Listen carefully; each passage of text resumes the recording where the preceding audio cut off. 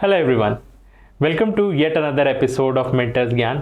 यहाँ पर हम आपके लिए लाते हैं सीजीपीएससी टॉपर्स, ऑफिसर्स जिन्होंने खुद इस एग्जामिनेशन को क्रैक किया हुआ है।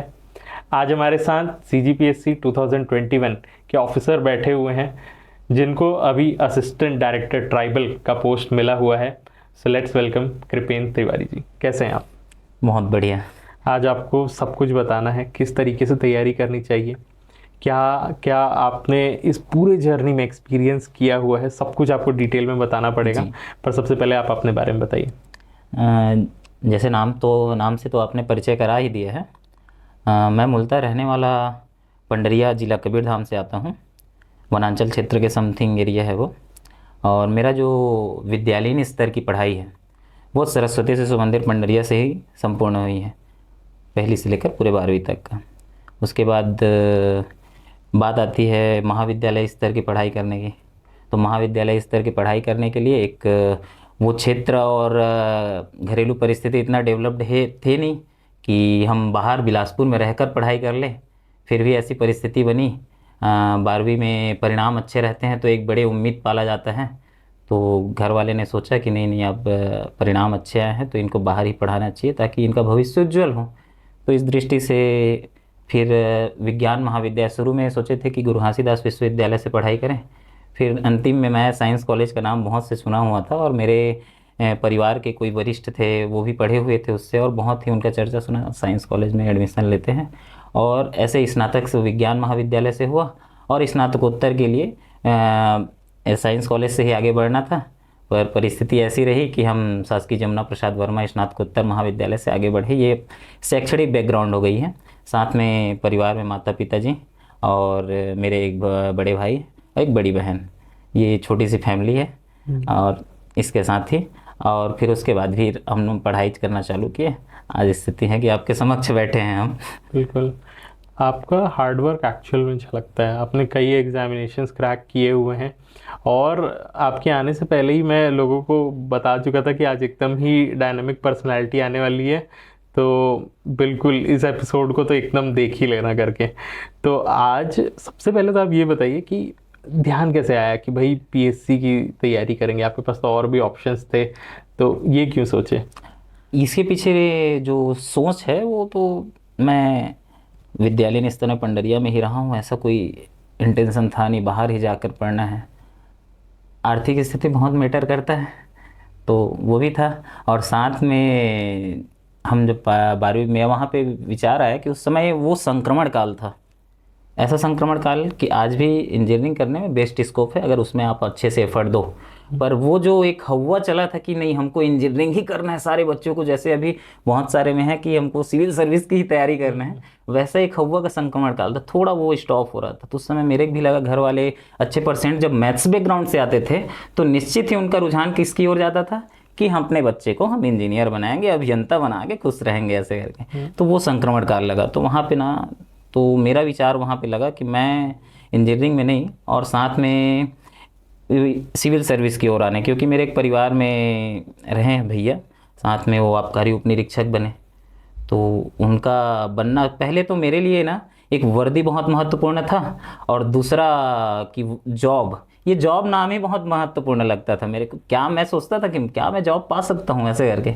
तो ये सोच ही था और इस कारण मैं डिसाइड किया कि साथ में जब 12th में अच्छे परसेंट आते हैं ना तो हम लोग के जब फिर मैं कहा कि जब तैयारी करना है तो एक बेसिक सब्जेक्ट जिससे आगे बढ़ें उसी से चलते हैं, ज़्यादा हार्ड करते नहीं हैं इसको। तो इस कारण मैं प्लेन बीएससी करना चालू किया है। उससे फिजिक्स केमिस्ट्री मैथ्स सारे तीनों स्ट्रीम हम किस में पढ़े हुए थे, 12वीं में तो पढ़े हुए थे, उसको ही जारी रखना है। तो साइंस कॉलेज से आए।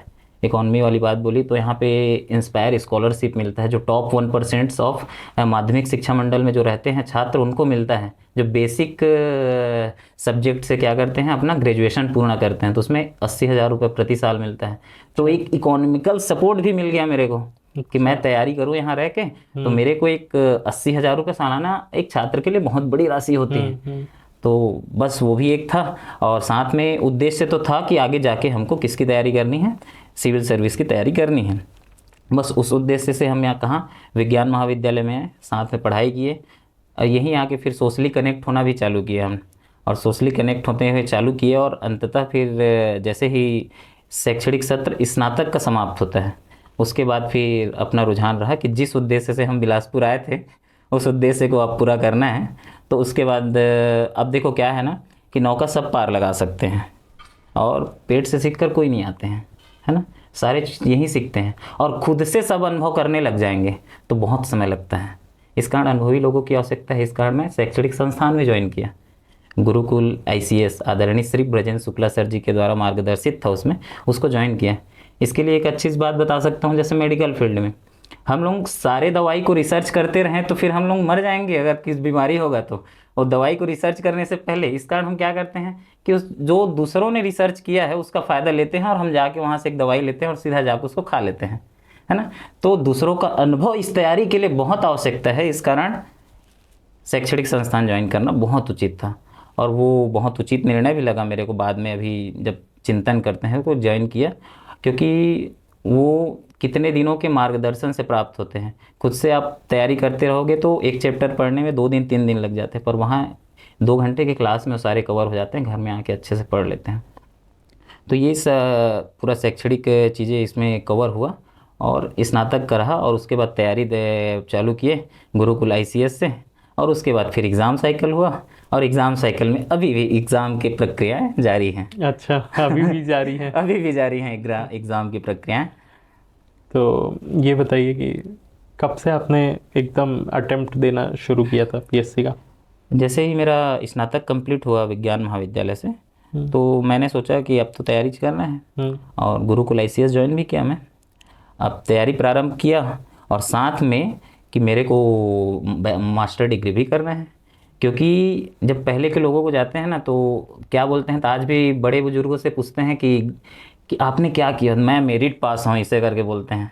ये एक वे रहता है कि मेरिट करना उस समय बड़ी चीज़ें थी, है ना। और उस समय जो 5वीं रहते हैं उसको भी आज थोड़ा लगता है कि 5वीं पढ़ा है, ऐसा एक मनोवृत्ति है, शिक्षा का महत्व के ऊपर है, तो ना ये मनोवृत्ति है। वैसे ही अभी समाज ऐसा हो गया है कि यहाँ स्नातक की कोई विशेष डिमांड्स नहीं है, और अब अगर मात्र अपना शैक्षणिक परिचय में स्नातक बस को शामिल करते हैं तो आपको सामान्य पढ़ा हुआ समझा जाता है। तो मेरे मन में तो था कि मैं स्नातकोत्तर भी करूं, तैयारी तो करना ही था, तो स्नातकोत्तर करूं, तो उसके लिए एक विषय के रूप में चयन किया था जिसमें मेरे को फेवरेट सब्जेक्ट रहा था गणित। तो स्नातकोत्तर के रूप में इसको चयन किया और तैयारी करते रहा था। और बाद में फिर जब तैयारी करते रहा, फिर घर में आके जब मैं शैक्षणिक संस्थान में जो पढ़ता था विषय, और उसको घर में आकर कवर करना था, तो उसमें समय बहुत ज़्यादा लगता था। साथ में गणित की भी तैयारी करने में थोड़ा मेरे को, क्योंकि अभी का जो मैथ्स रहता है और जो अभी हमारे एग्ज़ाम में जो मैथ्स रहते हैं वो दोनों डिफरेंट हैं। ये कैलकुलेशन संबंधित रहते हैं, वो थ्योरम संबंधित रहते हैं, तो उसकी कोई उपयोगिता मेरे वर्तमान की तैयारी से तो थी नहीं, दोनों ये डिफरेंट वे में थे। तो मैं उसमें पैर, क्योंकि दो मैं सुना था बहुत किसी वक्ताओं के माध्यम से कि दो कभी भी रखो पैर तो दोनों नाव में नहीं रखना चाहिए, दोनों नाव ऐसे थोड़ा डिस्टेंस बढ़ाए तो आप पानी में रहेंगे करके। तो वहाँ पे सोचा कि एक नाव से पैर उठाना चाहिए मेरे को, तो एक नाव से पैर उठाया, वो नाव था MSc मैथमेटिक्स से। तो उस नाव से पैर उठाया और फिर उसमें तैयारी से फिर चालू हुआ, और मेरा फुल फोकस्ड किस में रहा कि अपना तैयारी करना है। ड्यूरेशन रहा समथिंग साल भर की ड्यूरेशन रही, जिसमें मैं मुख्यतः प्रारंभिक परीक्षा की तैयारी किया था, और प्रारंभिक परीक्षा की तैयारी करना चालू किया था। इसी समय फिर वो बात बोला था मैं कि शैक्षणिक बैकग्राउंड वाली बात है, तो उसमें स्नातकोत्तर तो करना ही था मेरे को, पर करना था तो किससे करना था। तो अब चयन किया कि हाँ, मैं जो तैयारी कर रहा हूँ उसमें सहयोगी विषय के रूप में एक विषय का रूप में चयन करूँ। और वो सहयोगी विषय मेरे को लगा कि एक ब्रॉड सब्जेक्ट है इतिहास, तो मैं कहा इतिहास से मेरे को MA करना है। और आज बड़े गर्व से भी बताता हूँ कि मैं इतिहास से MA हूँ। वो MA एक फॉर्मेलिटी वाला भी सब्जेक्ट है कि कुछ नहीं करत तो MA कर ले, पर ऐसा नहीं। अब हम बताते हैं कि नहीं, MA करके आज जो है वो MA है करके। तो MA इतिहास को उसके सब्जेक्ट, सहयोगी सब्जेक्ट के रूप में शामिल किया, और तैयारी ऐसे आगे बढ़ती गई। कुछ ये सहयोग किया, उससे ये सहयोग हुआ, तो उन दोनों डायमेंशन में छत्तीसगढ़ का इतिहास स्पेशली इसमें कवर्ड होता था। हाँ, इंटरनेशनल हिस्ट्री हमारे में कवर नहीं होता था, पर ठीक है, छत्तीसगढ़ का इतिहास, नेशनल इतिहास दोनों कवर होते थे। इसमें मेंस का वे भी दिखा कि जब हम इतिहास के एमए करते हैं तो इसमें डिफरेंट वेस मिलते हैं कि भारतीय इतिहास में या छत्तीसगढ़ के इतिहास में महिलाओं की स्थिति, महिलाओं की क्या स्थिति रही है, समाज में संक्रमण कैसे आता है, क्रांति का क्या महत्व होती है, ये सारी चीज़ें इसमें जानने को मिला। तो ये भी एक अच्छा अनुभव दिलाया। और यही क्रम चालू था कि जिसमें थोड़ा सा लगता है कि हर्डल्स टाइप की एक दौर आया और पूरे वैश्विक समुदाय के लिए वो शोक भरा समय रहा। कोरोना महामारी का समय है, उसमें निश्चित ही सारे लोगों को आहत हुई है इनसे, और मैं भी उसी समय घरेलू परिवेश के कारण घर भी चला गया था, क्योंकि यहाँ रहना उचित भी नहीं था। वहाँ पे थोड़ा मेरे को लगा कि मेरा पढ़ाई थोड़ा सा प्रभावित हुआ है। उसके बाद उसी दौर में फिर CGPSC 20 की परीक्षाएं भी आती हैं और फिर से अपना स्टार्टअप करते हैं, क्योंकि पढ़ाई से कनेक्टेड तो थे ही, पूरा नहीं टूटे थे, पर एक जो वे रहता है जहाँ पे आपका कार्यस्थल रहता है या तैयारी स्थल रहता है, वहाँ पे तैयारी करने का मज़ा और डिफरेंट सिचुएशन में, तो ये थोड़ा सा तो डिफरेंट लगता है उन दोनों में। तो फिर उसके बाद बिलासपुर आते हैं, फिर से अपना तैयारी चालू करते हैं, फिर प्री निकालते हैं, फिर 20 वाला, फिर मेंस, ऐसे प्रक्रम चलते रहे। और वो फिर कुछ कुछ और मार्गदर्शन के लिए मैंने बताया कि डिफरेंट वेज रहे हैं इंटरव्यू में। दूसरे को नहीं बोलना चाहूँगा, समक्ष आप ही उपस्थित हैं, आपसे ही अपनी एक कमी को सीखा मैं और उसको दूर किया।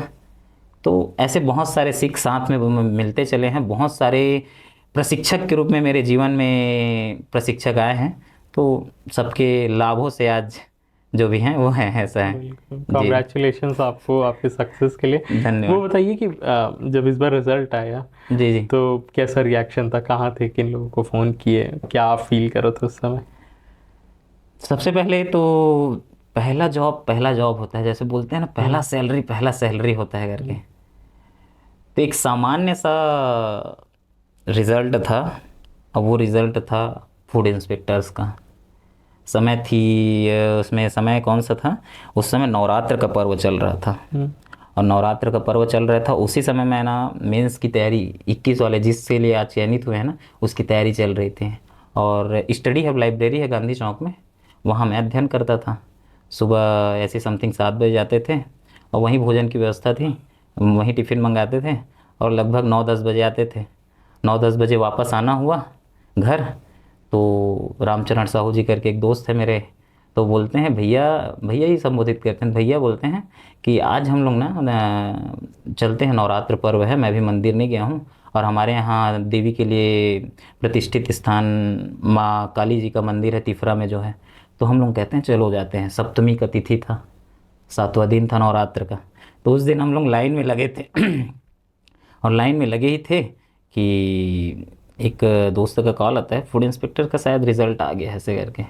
अब मेरे को पता नहीं था, मैं उसी लाइन में लगा हुआ था, सारे लोग दोस्त थे, लगभग 8-10 लोग दोस्त थे, और लाइन में लगा हुआ था एकदम से। तो फिर मैं कहा, उतने ही टाइम मेरी बहन का फ़ोन आता है, और घर से भी, मतलब बहन घर का प्रतिनिधित्व कर रही थी, घर में आके बैठी हुई थी दीदी, तो उनका फ़ोन आता है, क्या हुआ तेरा, ऐसे करके। तो मैं पता नहीं, मैं देखा ही नहीं हूँ बोलता हूँ। और उसके बाद वो जवाब देने के पीछे जो मेरे में उत्सुकता थी कि मैं तुरंत देखूँ करके, और देखता हूँ तो उसमें सिलेक्शन हो गया था। एकदम श्योरिटी था कि मेरा सिलेक्शन फूड इंस्पेक्टर्स में हो गया है। तो वो जो लाइन में लगा था, आध्यात्मिकता और उत्सुकता के जो समायोजन था, वो मेरे को ना एकदम, जिसको आप व्यक्त नहीं कर सकते हो, ऐसे वाला आनंद का क्षण रहा वो। और वो जो पहला कमाई और पहला नौकरी वाला बात बोलता हूँ ना, वहाँ पे वो फील आया था। तो वो जो क्षण रहा, बहुत ही आनंद देने वाला क्षण रहा मेरा, और वो फूड इंस्पेक्टर्स का रिज़ल्ट था। उसके बाद फिर मैं अगले दिन फिर जाता हूँ, और उसके बाद मैं घर में नहीं बताया था। घर में जब बताता हूँ कितने बजे, तो सारे मंदिर से दर्शन कर लिए हैं, तो और दर्शन करने के बाद घर गए। रात को 12:30 बजे घर को मैं कॉल करता हूँ, और 12:30 बजे घर में कॉल करता हूँ तो एकदम 12:30 बजे दीदी मेरी पंडरिया में ही रहती है, दूर में, दीदी घर आ गई। सारे घर में, वो खुद का डेली नीड्स का दुकान है, तो डेली नीड्स से तुरंत रात को ही खोलते हैं, केक ले लाए वहाँ से, ऐसे करके पूरा वो जो क्षण था ना, वो मेरे को आज तक, क्योंकि हमारी सफलता, जो भी सफल हो जाता है, वो सफल होने वाले को उतनी खुशी नहीं होती है, उनकी मेरे इसी ऐसे ही वे में मेरी खुशी है कि मेरे लिए सबसे बड़ी खुशी है कि मेरे घर वालों के जो चेहरे पे मुस्कान देख रहा हूँ ना, वो सबसे बड़ी खुशी लगी कि मेरे घर मेरे को वीडियो कॉल में दिखा रहे थे बच्चे छोटे छोटे, मामा मामा चाचा चाचा करके जो उत्साहित थे कि नहीं कि कुछ हुआ। तो वो क्षण मेरे को बहुत भाव से परिपूरित करने वाला था। और ये क्षण रहा किसके लिए? फूड इंस्पेक्टर्स के लिए।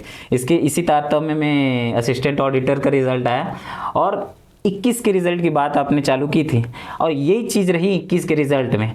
तो साथ ही 21 के रिजल्ट में सबसे महत्वपूर्ण चीज़ें थी कि मैं क्लास 2 से क्लास 3 से क्लास 2 ऑफिसर बना। तो वही क्षण जो उस समय था वो फिर से आया। तब लगा कि नहीं नहीं नहीं, मेरे जब माता पिता गर्वित हो रहे हैं और माता पिता ऐसे गर्वित हो रहे हैं कि पंडरिया में जितने मंदिर हैं और जितने भी देवताओं के स्थल हैं वहाँ सारे सामने में पूरे पूरा पंडरिया फटाकों से मतलब फोड़ दिए गए थे। मेरे भाई हैं, जितने भी परिजन हैं। तो ये क्षण लगा कि नहीं, मेरे कारण अगर मेरा नगर, मेरे परिवार वाले ये जब गर्व महसूस कर रहे हैं तो मेरे लिए सबसे आनंद का क्षण यही है। ऐसे करके बहुत अच्छा लगता है ना, वो पूरा मोमेंट याद आ जाता है। मैं उत्साहित होकर मेरा ट्यूनिंग बढ़ गया था। हाँ। तो ये सहज भाव है ऐसे जो उत्पन्न होते हैं मन में, क्योंकि जिसको जिए रहते हैं ना उसको आपको बनाने की आवश्यकता नहीं होती है। तो लगता है। और साथ में नगर जब गया हुआ तो उसका वीडियो शायद देखे हैं क्या? मैं घर गया हुआ था तो मेरे दोस्त रहे हैं दीपेश जैन करके और साथ में पूरे परिजन मिलके नगर में जब मैं बस से ही पंडरिया पहुंचा था, क्योंकि यहाँ जितने भी मेरे टीचर्स रहे हैं रिजल्ट के बाद उन सबसे मिलके मैं पंडरिया, क्योंकि बाहर ही था, मैं अपने कार्य क्षेत्र में था खैरागढ़ में। तो जब वापस गया ना तो मेरे को नहीं बताए थे, थोड़ा आना तो तेरा सामान वामान होगा तो कुछ उतारना है, उतारने के लिए हम लोग आएंगे, मैं आ जाऊँगा। मेरा भाई बोलता है मैं आ जाऊँगा, सामान तू रख के, क्योंकि मैं ना कपड़ा वगैरह धोने के लिए घर में ले लाता था। मम्मी एकदम जिद करती थी तू मत धोना, मैं धोऊंगी करके। तो उनके मन रखने के लिए भी कपड़ा लाता था मैं धोने के लिए। तो साथ में बैग रहता था तो भाई बोलता है बैग तो साथ में रखा होगा, बता देना मैं लेने आ जाऊँगा। तो मैं बोला ठीक है। अब उस समय पूछने का एक बहाना था। अब मैं बोला ठीक है, सहज भाव से मैं भी बता रहा हूँ ये समय है, ठीक मैं लगभग 7:30 बजे तक पहुँच जाऊँगा। अब मेरे को क्या, उनकी प्लानिंग क्या थी, जैसे उतरता हूँ पूरे आतिशबाजी और पटाखों लड़ियों से पूरा एकदम चौक को ना पूरा एकदम धुआं धुआं हो जाता है, ऐसा है। और उसके बाद साथ में मेरे परिजन, मेरे मित्र, इष्ट मित्र जितने भी थे वो इष्ट मित्र आते हैं, मेरे को माला पहनाते हैं, बधाइयाँ देने लगते हैं, इधर बाजा बजने लगता है।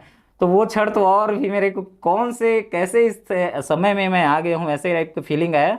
और फिर उसके साथ फिर वही बाजे गाजे के साथ फिर चलते गए। और सबसे पहले जिसके कारण आज हमारा औचित्य है, माँ महामाया, माँ शीतला के माता के दर्शन के लिए गए। और दर्शन के बाद फिर वो वाला क्षण बहुत स्पेशल रहा कि जब मैं घर पहुँचता हूँ सारे स्वागत करते हैं, पूरे मोहल्ले वासी एकत्रित हो चुके हैं। और वो स्वागत करने के साथ साथ वो पिता की भावुकता और माता का ममत्व तो रहता है और पिता का जो भावुकता रहता है, पिता का भावुकता झलकता नहीं है और माता जी का झलक जाता है।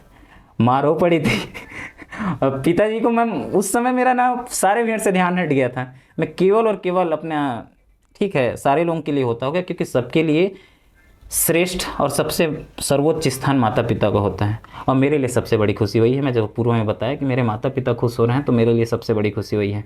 तो मैं वहाँ पे सारे भीड़ मेरे लिए कोई स्थान नहीं थे, मैं केवल और केवल, माता तो रो देती, वहाँ पर माँ का दिख जाता है, पिता का मैं देख रहा था उस समय। क्या गर्वित भाव से वो माला पहनाए, उसका वीडियो मैं आपको साझा करूँगा, हो सकता है तो आप पब्लिकली भी साझा करेंगे तो उस वीडियो को मैं आपको साझा करूँगा। तो ये क्षण बहुत आनंद देने वाले रहे मेरे लिए और लगता है कि स्वर्णिम अक्षरों में दर्ज है मेरे जीवन रूपी ये किताब में एक अध्याय के रूप में, और ये अध्याय कभी विस्मृत नहीं होगा, ऐसा मेरे को लगता है। मैं भी उस मोमेंट को जीने लग गया, ऐसा लगा इस तरीके से आप बताए ना। इसीलिए मुझे ये पसंद है, मुझे बातें करना पसंद है, लोगों को जानना पसंद है। और ये जो पॉजिटिविटी इस रूम में फैल जाती है ना, वो बहुत अच्छा लगता है। ऐसा लगता है ना कि जीवन में क्या पॉसिबल नहीं है, सब कुछ तो पॉसिबल है। मतलब आप किसी चीज़ से अगर रुक रहे हो तो वो सिर्फ आप खुद हो, बाकी सब कुछ आप अर्जित कर सकते हो, ढूंढ सकते हो, अपने ऊपर मेहनत करके काम करके अपने आप को बड़ा बना सकते हो। ये बहुत अच्छा लगता है। अब हम लोग बिल्कुल थोड़ा सा एग्जाम ओरिएंटेड डिस्कशन करेंगे। जी जी जी जी। बताइए कि प्रीलिम्स के लिए कैसे तैयारी करनी चाहिए, पहले तो कब करनी चाहिए, कब से स्टार्ट करने से हो जाएगा? देखो पहले क्या होता था कि तैयारी के दरमियान कैसे चालू होता था, जब हम लोग कंप्लीटली पढ़ाई कर लेते हैं और पढ़ाई के पे जो भी अपना स्ट्रीम में पढ़ाई कर रहे हैं, अब पहले का उद्देश्य ही वो ऐसा होता था कि जिस स्ट्रीम में पढ़ाई कर रहे हैं उसी में बढ़ना होता था। अभी ये वे बदल रहे हैं कि नहीं, अब पढ़ाई किसी भी स्ट्रीम में हो, जाना सिविल सर्विस में है। सर्विसेज और इसी सिविल सर्विस की तैयारी के लिए हम जो स्ट्रेटजी है उसके लिए हम लोग बैठे भी हुए हैं, क्योंकि ये भी पब्लिक पॉपुलैरिटी का विषय है, बोल सकते हैं पब्लिक के बीच चर्चा का विषय है। तो तैयारी है तो लगभग सारे लोगों का रुझान, चाहे वो साइंस बैकग्राउंड से रहे, आर्ट बैकग्राउंड से रहे, कॉमर्स रहे, इवनली आप सीए बैकग्राउंड्स वाले सीए भी आजकल आईएएस और सिविल सर्विस की तैयारी करने के लिए आगे आ जाते हैं ना। एमबीबीएस कितना बड़ा पोस्ट होता है अपने में, है ना।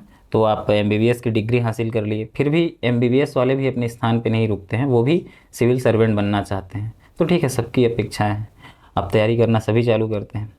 तो प्रारंभिक तैयारी के लिए आपने पूछा कि कब से करनी चाहिए, तो इसके लिए पूर्व में क्या रहा कि जैसे मैं अपना बताया, उस समय वे था कि हम सामान्य परिवेश से पंडरिया से ग्रामीण अंचलों, ग्रामीण नहीं है, नगर पंचायत है, संक्रमण स्टेट है वो, है ना।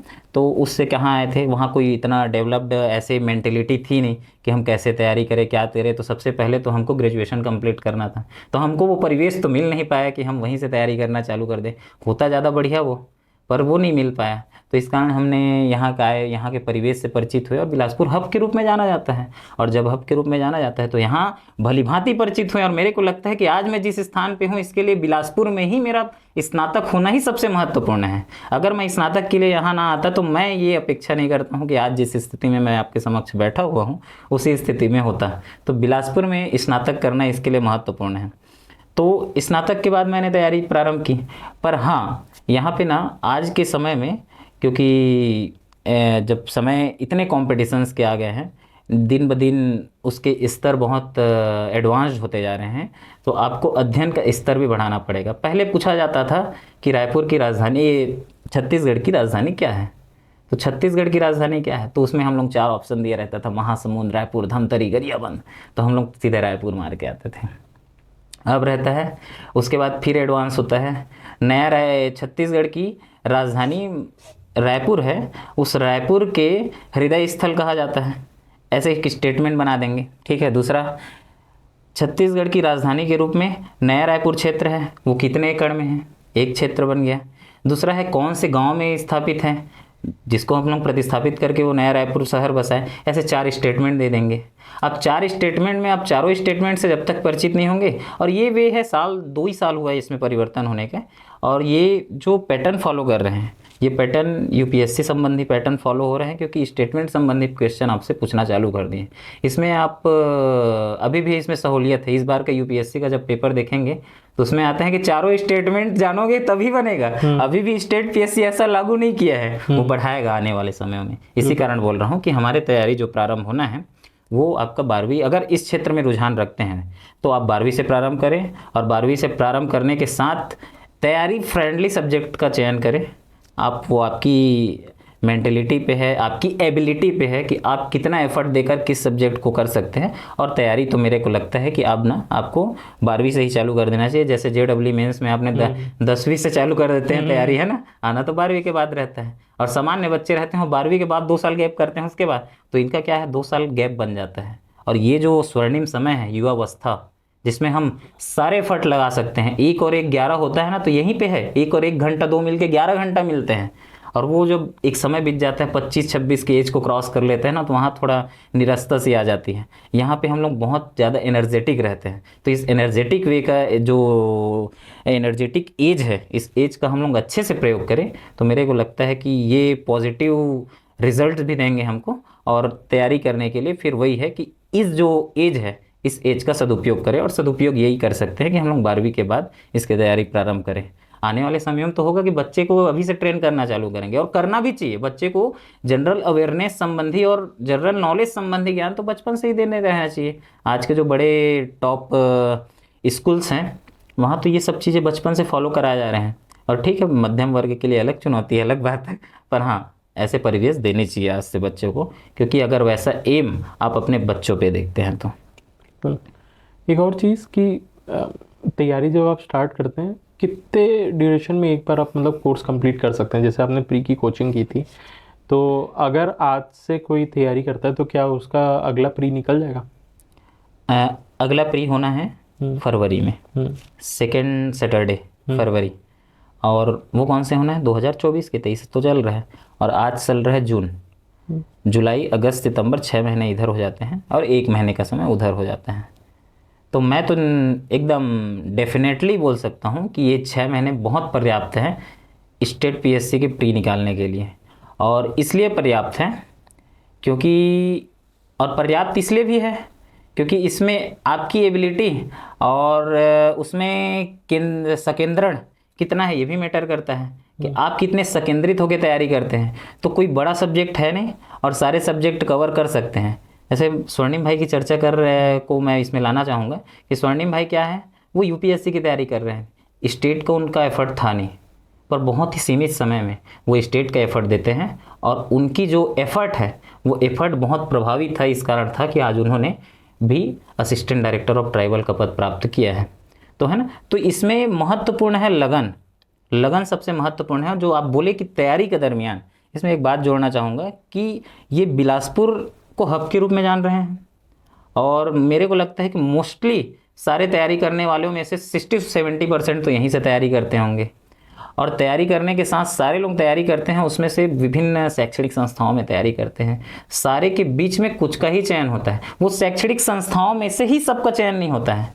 क्यों नहीं होता है? उसमें भी अलग अलग पढ़ने वालों की आवश्यकता है, और पढ़ने वालों की आवश्यकता है तो जो वास्तव में, तो यहाँ पे एक और पॉइंट जोड़ूंगा इसमें, होम स्टडी का और सेल्फ स्टडी का। तो आप कितने भी कोचिंग कर लीजिए, कोई मैटर नहीं है, किसी का कोई परिणाम नहीं निकलने वाला है जब तक आप सेल्फ स्टडी नहीं करेंगे ना। और सेल्फ स्टडी ही मोटिवेटेड है। आपको कान पकड़ के तो बचपन में भी पढ़ाया गया है, पर अब भी कान पकड़ के पढ़ाए तो क्या ज़रूरत। तो सेल्फ स्टडी सबसे बड़ा मोटिवेशन है, और सेल्फ स्टडी अगर आप करना चालू करते हैं तो निश्चित ही आपको, हाँ यहाँ पे फिर एक पॉइंट जोड़ूंगा क्योंकि शाखाओं से शाखाएँ निकलते जा रही हैं, है ना। तो इस शाखाओं में एक परत और खोलता हूँ। लोग पूछते हैं कई समय मेरे को कि आप कितने समय तक तैयारी कर लेते थे, और लगभग सारे जो नव आगंतुक अभ्यर्थी रहते हैं उन लोगों का प्रश्न तो यही रहता है कि आप दिन में कितना समय देते थे। तो मैं उनको बताना चाहूँगा यहीं पे कि संकेंद्रण वाली बात बता रहा हूँ, आप कितने इंटरेस्ट से पढ़ते हैं उसमें। जब अपना विषय को बस पढ़ना है करके दृष्टि से पढ़ोगे 2 घंटा डिसाइड करोगे, फिर यार वॉशरूम लग रहा है, थोड़ा वॉशरूम जाता हूँ, नहीं एक बार थोड़ा सा व्हाट्सअप देख लेता हूँ, शायद कोई प्रिय अजीज करीबी इनका मैसेज तो नहीं आ गया है करके। तो उसके बाद देखते हैं नहीं ठीक है, उसके बाद तो ये ध्यान भटका हो जाता है, और उसके बाद लगता है कि नहीं थोड़ा पढ़ना है, 2 घंटा बैठते हैं, फिर वॉशरूम जाते हैं। और धीरे से अगर जब आप उस विषय में हो जाते हैं तो यही बैरिकेड्स जो समय वाला रहता है उसको आप फिर कहते हैं मैं समय कैसे निकालूं उठने के लिए करके, क्योंकि आप में उसमें लीन ही हो जाते हैं।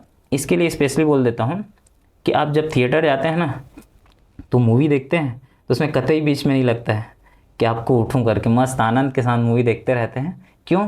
क्योंकि आपको उसको आनंद के लिए उस स्थान पे उपस्थित हुए हैं और देख रहे हैं आप।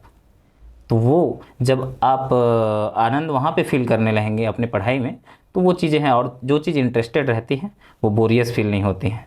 तो ये सभी चीज़ें आगे बढ़ती जा रही हैं, और ठीक है फिर अपन आगे बढ़ते हैं इसमें। बिल्कुल। तो ये चीज़ें हैं। अगर हम लोग तैयारी करना शुरू करते हैं प्रीलिम्स की, तो कैसे स्टार्ट करें? कौन से बुक्स लेनी चाहिए, कौन से नोट्स लेने चाहिए, किससे स्टार्ट करना चाहिए, और मतलब कब तक कंप्लीट कर लेना चाहिए पूरा? इसको मैं दोनों वे से बताना चाहूँगा। दोनों वे कैसे हो सकते हैं? एक जो शैक्षणिक संस्थान में तैयारी कर रहे हैं, और दूसरा जो सुदूर क्षेत्र में है, सेल्फ से तैयारी करने चाह रहे हैं। सबसे पहले दूर से तैयारी कर रहे हैं तो उसके लिए भी मैं बुक बता देता हूँ कि जैसे प्रारंभिक तैयारी करना है, एक एलिट वर्ग समझा जाता है अगर हम थ्योरम के बुक पढ़ते हैं तो, मतलब जो थ्योरी वाले बुक पढ़ते हैं। हाँ मोटा बुक है, स्पेशली छत्तीसगढ़ का क्या है भौगोलिक परिदृश्य है, उसके लिए एक कोई बुक पकड़ लिए, छत्तीसगढ़ ग्रंथ अकादमी का एक बुक, और उसके बाद पढ़ रहे हैं थ्योरी टाइप का। कवर कुछ नहीं हो पा रहा है विथ नोट्स, क्योंकि फर्स्टली में आपको थ्योरी नहीं है, कहानी टाइप के लगेंगे, कितना चीज़ अचीव कर पाओगे। तो पहले तो परिचय ही होना है ना। तो परिचय होने के लिए, और जो तैयारी नहीं कर, देखो सबसे पहले मैं तो तैयारी भी किया हूँ शैक्षणिक संस्थान से, तो तैयारी करना है तो सबसे पहले महत्वपूर्ण मैटर रखता है कि आपका शैक्षणिक संस्थान में जो पढ़ाया जा रहा है डजंट मैटर, वहाँ पे बंद कर दीजिए। आप थोड़ा भी अगर एडवांस होकर तैयारी कर रहे हैं तो आपका पैर में कुल्हाड़ी मार रहे हैं। अगर आप शैक्षणिक संस्थाएं ज्वाइन किए हो, आँख बंद करो और वहाँ जो बोला जा रहा है उसको 100% देने का प्रयास करो। क्लास में 100% दो, क्लास में आने के बाद घर में उसको 100% दो, आप बार बार रिवाइज करो। उसके बाद ठीक है, आपका जब ड्यूरेशन कंप्लीट होता है ना, साल भर 1.5 साल जो भी, अगर कंबाइन हो तो साल 1.5 साल का ड्यूरेशन रहता है, सामान्य रहता है 8-10 महीने में प्रीलिम्स कवर कर देते हैं। तो ये जब ड्यूरेशन कंप्लीट हो ना, वहाँ पे फिर आप अपना आँख खोलो। कौन सी आँख खोलो कि नहीं मैं और कुछ अलग विषय पढ़ सकता हूँ, अपनी तैयारी कर सकता हूँ। यहाँ पे जब तैयारी कर रहे हैं ना, तो आप जब नए हैं, फ्रेशर्स हैं, तो फ्रेशर्स हैं तो वही ज्ञान इतने अधिक हो जाते हैं कि आप उतने को ही अपने माइंड में बिठा पाने में बहुत बड़ी चुनौती होती है। और हम थोड़ा क्या है ना, अपने को थोड़ा समझते हैं कि, और टीचर जब पढ़ाने लगते हैं तो हम टीचर, अरे छत्तीसगढ़ की राजधानी रायपुर बताई से, रायपुर में ना बूढ़ा तालाब लाऊ बताना रही, सो बूढ़ा तालाब ला छोड़ दे। तो ये चीज़ें करते हैं, मत वहाँ पे ध्यान मत दो। आप बूढ़ा तालाब जान जाओगे, आप बाद में जान जाओगे। जब रायपुर पढ़ोगे ना तो स्वतः है बूढ़ा तालाब जानोगे ही आप। तो अभी बूढ़ा तालाब में ध्यान नहीं देना है आपको। तो आपको क्या है ना, आंख बंद करो, और आपने जिस शैक्षणिक संस्थान का चयन किया है, आप बहुत अच्छे शैक्षणिक संस्थान में गए हो, इसमें कोई दो राय नहीं है। पर हाँ, उस शैक्षणिक संस्थान की मानो और उनके वे पे चलो, क्योंकि अधिकतर हमारे सभी मित्रगण में भी जो सफल हुए हैं, सारे वैसे ही वे फॉलो किए हैं। और ये वे निश्चित ही सफलता प्राप्त कराती है, क्योंकि आप ना भटकते नहीं हैं इसमें। जब आप डिफरेंट वे सोचते हैं ना, तो वो जो एफर्ट देना चाह रहे हैं, वो जो आउटपुट दिए हैं, वो कितने के इनपुट बना होगा। जो अगर एक प्रशिक्षक पढ़ा रहा है, वो इनपुट सामान्य इनपुट नहीं है, वो बहुत इनपुट किए होंगे, कितने वर्षों का अनुभव है। वो जो मेडिकल वाला बताया था दवाई का उदाहरण में, वो बहुत रिसर्च किए हैं तब जाके वो दवाई बना है। वो दवाई जो दे रहे हैं उसको खा लेना चाहिए, उस पर अगर रिसर्च करने जाऊंगा तो एक रिसर्च में बहुत समय लग जाएंगे। तो वो जो आउटपुट दे रहे हैं हमको, वो आउटपुट बहुत कीमती है। उस आउटपुट को हमको इनपुट बनाने में भी बहुत मेहनत करना पड़ता है। वो सहज रूप से उस गोली को नहीं खा सकते, उसको इनपुट करने में और आत्मसात करने में बहुत मेहनत की आवश्यकता है। बस आपकी आवश्यकता है उसको आत्मसात कीजिए, और ये आत्मसात करेंगे तो ये जो ड्यूरेशन की बात आपने की थी, वो ड्यूरेशन बहुत पर्याप्त है, 6 से 7 महीने। अगले बार भी आप प्री निकाल सकते हैं निस्संदेह, किसी की और अधिक समय की आवश्यकता नहीं है। और ऐसे कई हैं जो ऐसे ही समय में तैयारी करके प्रीलिम्स निकालें और पोस्टेड भी हैं। बिल्कुल बिल्कुल। आपसे बस एक रिक्वेस्ट रहेगा कि आप इस वीडियो के एंड में हम लोग अलग से एक सेक्शन कर लेंगे जिसमें आप अपना ना बुक लिस्ट शेयर कर दीजिएगा, ताकि जो भी हैं खुद से स्टडी कर रहे हैं या वो चाहते हैं कि आप ही की तरह पढ़ाई करें, तो वो बस उसको देख के कंप्लीट कर सकें। मेंस के बारे में बताइए, मेंस की तैयारी कैसे करनी चाहिए? हाँ, मेंस की तैयारी के लिए मैं स्पेशली बता दूँ, क्योंकि मैंने कोई इसके लिए प्रशिक्षण प्राप्त किया नहीं है, है ना, तैयारी तो की नहीं है कोई कोचिंग सेंटर ज्वाइन करके। तो एग्ज़ाम साइकिल वाली बात इसमें अच्छा से कवर करता हूँ।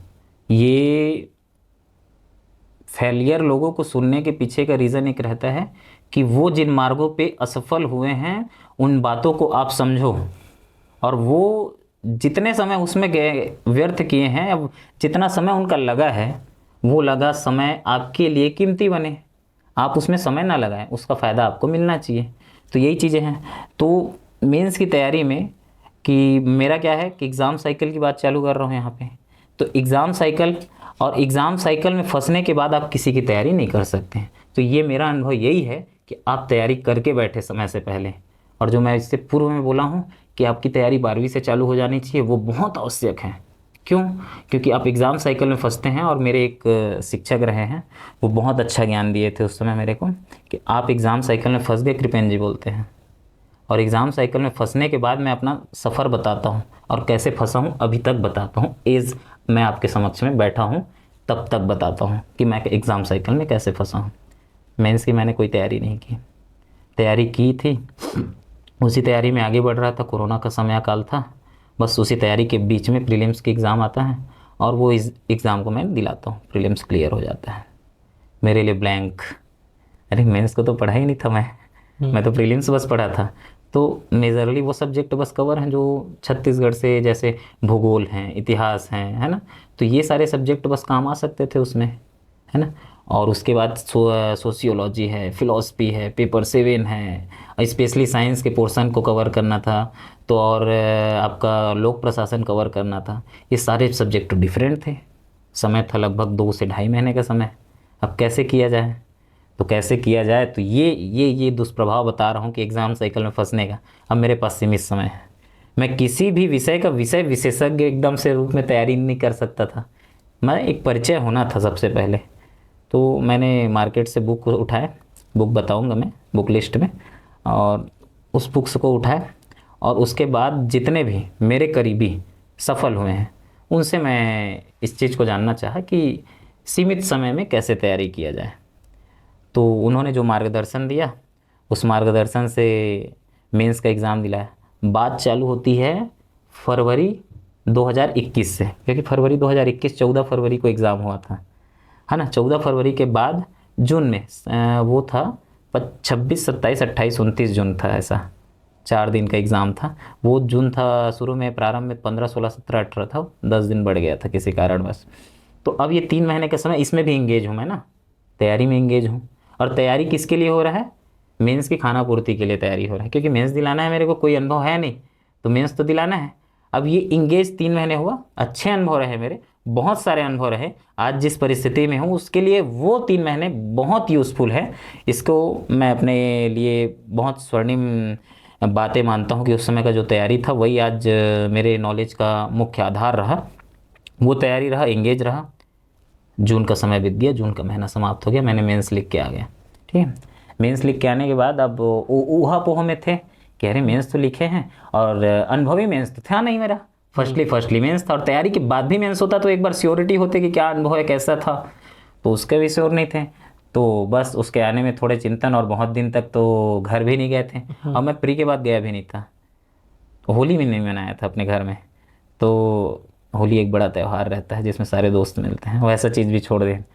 तो उसके बाद फिर मैं कहा कि घर में भी बोले कि तय एक बार पेपर हुए तो एक बार आओ घर में करके। हफ्ता 15 दिन था, और उसके बाद फिर मैं कहा कि नहीं, पढ़ाई से डिस्कनेक्ट नहीं होना है, इस कारण फिर से पढ़ना है कुछ। कम से कम वहाँ गए, और सामने तो कोई एग्ज़ाम नहीं दिख रहा है, पर फिर भी जो मेंस के टॉपिक्स हैं जिसको मैं आगे बढ़ा सकता हूँ उसको बढ़ाने चाहिए करके थोड़ा उसमें लगा रहा। और उसी क्रम में फिर लगभग 1.5 महीने में ऐसे समथिंग रिज़ल्ट आता है, और रिज़ल्ट आता है तो उसमें लगता है कि चयन हो गया है आपका। और वो चयन वाला पल भी बहुत बढ़िया था। उस समय मैं इसको शामिल करना चाहूँगी कि मैं हस्ताक्षर करके एक पत्रिका है, उस पत्रिका का सहायक संपादक रहा करता था। अच्छा। ये मेंस जब तैयारी सेकेंड वाला जब देना चालू किया ना, तो उस समय मैं उसमें लेख लिखना छोड़ दिया हूँ। ठीक है, अभी नहीं लिख रहा हूँ। तो उस समय क्या था, पत्रिका में सहायक संपादक था, और उसका था वार्षिक अधिवेशन। बात है 9 अक्टूबर की, और रिज़ल्ट जब आया, नहीं, बात 7 अक्टूबर की, और रिज़ल्ट भी 7 अक्टूबर को आया था, ऐसा कुछ है, मैं एग्जैक्ट क्लियर नहीं हूँ, अक्टूबर से श्योर हूँ। तो उस समय आया था ना, तो उसका ही एक वार्षिक अधिवेशन था उस पत्रिका का, और वार्षिक अधिवेशन था इंदौर में। जिस दिन रिज़ल्ट आया उसी दिन रात को मैं बैठा था, और मैं पहुँचा था लगभग कटनी के आसपास। और वहाँ पे रिज़ल्ट आता है, और उसके बाद उसमें समय ड्यूरेशन रहता है कि लगभग 15 से 20 दिन बाद आपका इंटरव्यू चालू हो जाना है, उसमें आपको रहना है। अमुक अमुक तिथि पे आपका है, 22-23 तारीख समथिंग मेरा कुछ इंटरव्यू भी रहा है। अब मेरे सामने तो लगभग 15 से 20 दिन 15 दिन बचे थे। अब उसमें मेरे को तैयारी भी करना था थोड़ा, क्या है, कितने भी आप पढ़े रहोगे, और उसमें फैक्चुअल भी तैयारी करते हैं, और बाकी पर्सनैलिटी संबंधी तैयारी की आवश्यकता है नहीं। बस हाँ, उसको सोचना तो पड़ता है कि मेरी पर्सनैलिटी में विशेषता क्या है, तो इसलिए भी चिंतन करना आवश्यक था। और 5 दिन का ट्रिप था, वार्षिक अधिवेशन में स्पेशली मेरे को बुलाया गया था, तो एज अ गेस्ट के रूप में। और मैं लाइफ में भी सबसे बड़ा वो टर्निंग पॉइंट रहा कि मैं अपने लाइफ में छत्तीसगढ़ के बाहर अकेले गया था कभी। अकेले तो कभी गया नहीं था, तो मैं चुनौती भी तक अकेले जाना है करके। और मैं कहा कि अभी थोड़ा ठीक है, रिज़ल्ट तो आया नहीं है, तो मैं निकलता भी हूँ करके। तो निकला था, बीच उसमें ट्रेन में रहता हूँ, तो रिज़ल्ट आता है, तो वहाँ से पूरा मेरा ध्यान इधर ही आ जाता है। और ठीक है, वहाँ जैसे जैसे इंदौर में अपना कार्यक्रम संपन्न करते हैं। वर्तमान में मेरी डीपी वही वाली है जो फेसबुक में डीपी है, अच्छा। वो इंदौर की ही कार्यक्रम की थी। तो फिर उसके बाद ना, फिर ये रिज़ल्ट, अब मैं जब वापस आता हूँ 11 तारीख को ना, उस समय तुरंत फिर मैं जितने भी प्रशिक्षण संस्थान है जो इस संबंधी मॉक इंटरव्यू आयोजित कराते हैं उनसे संपर्क किया, और मैं मॉक इंटरव्यू देना चालू किया।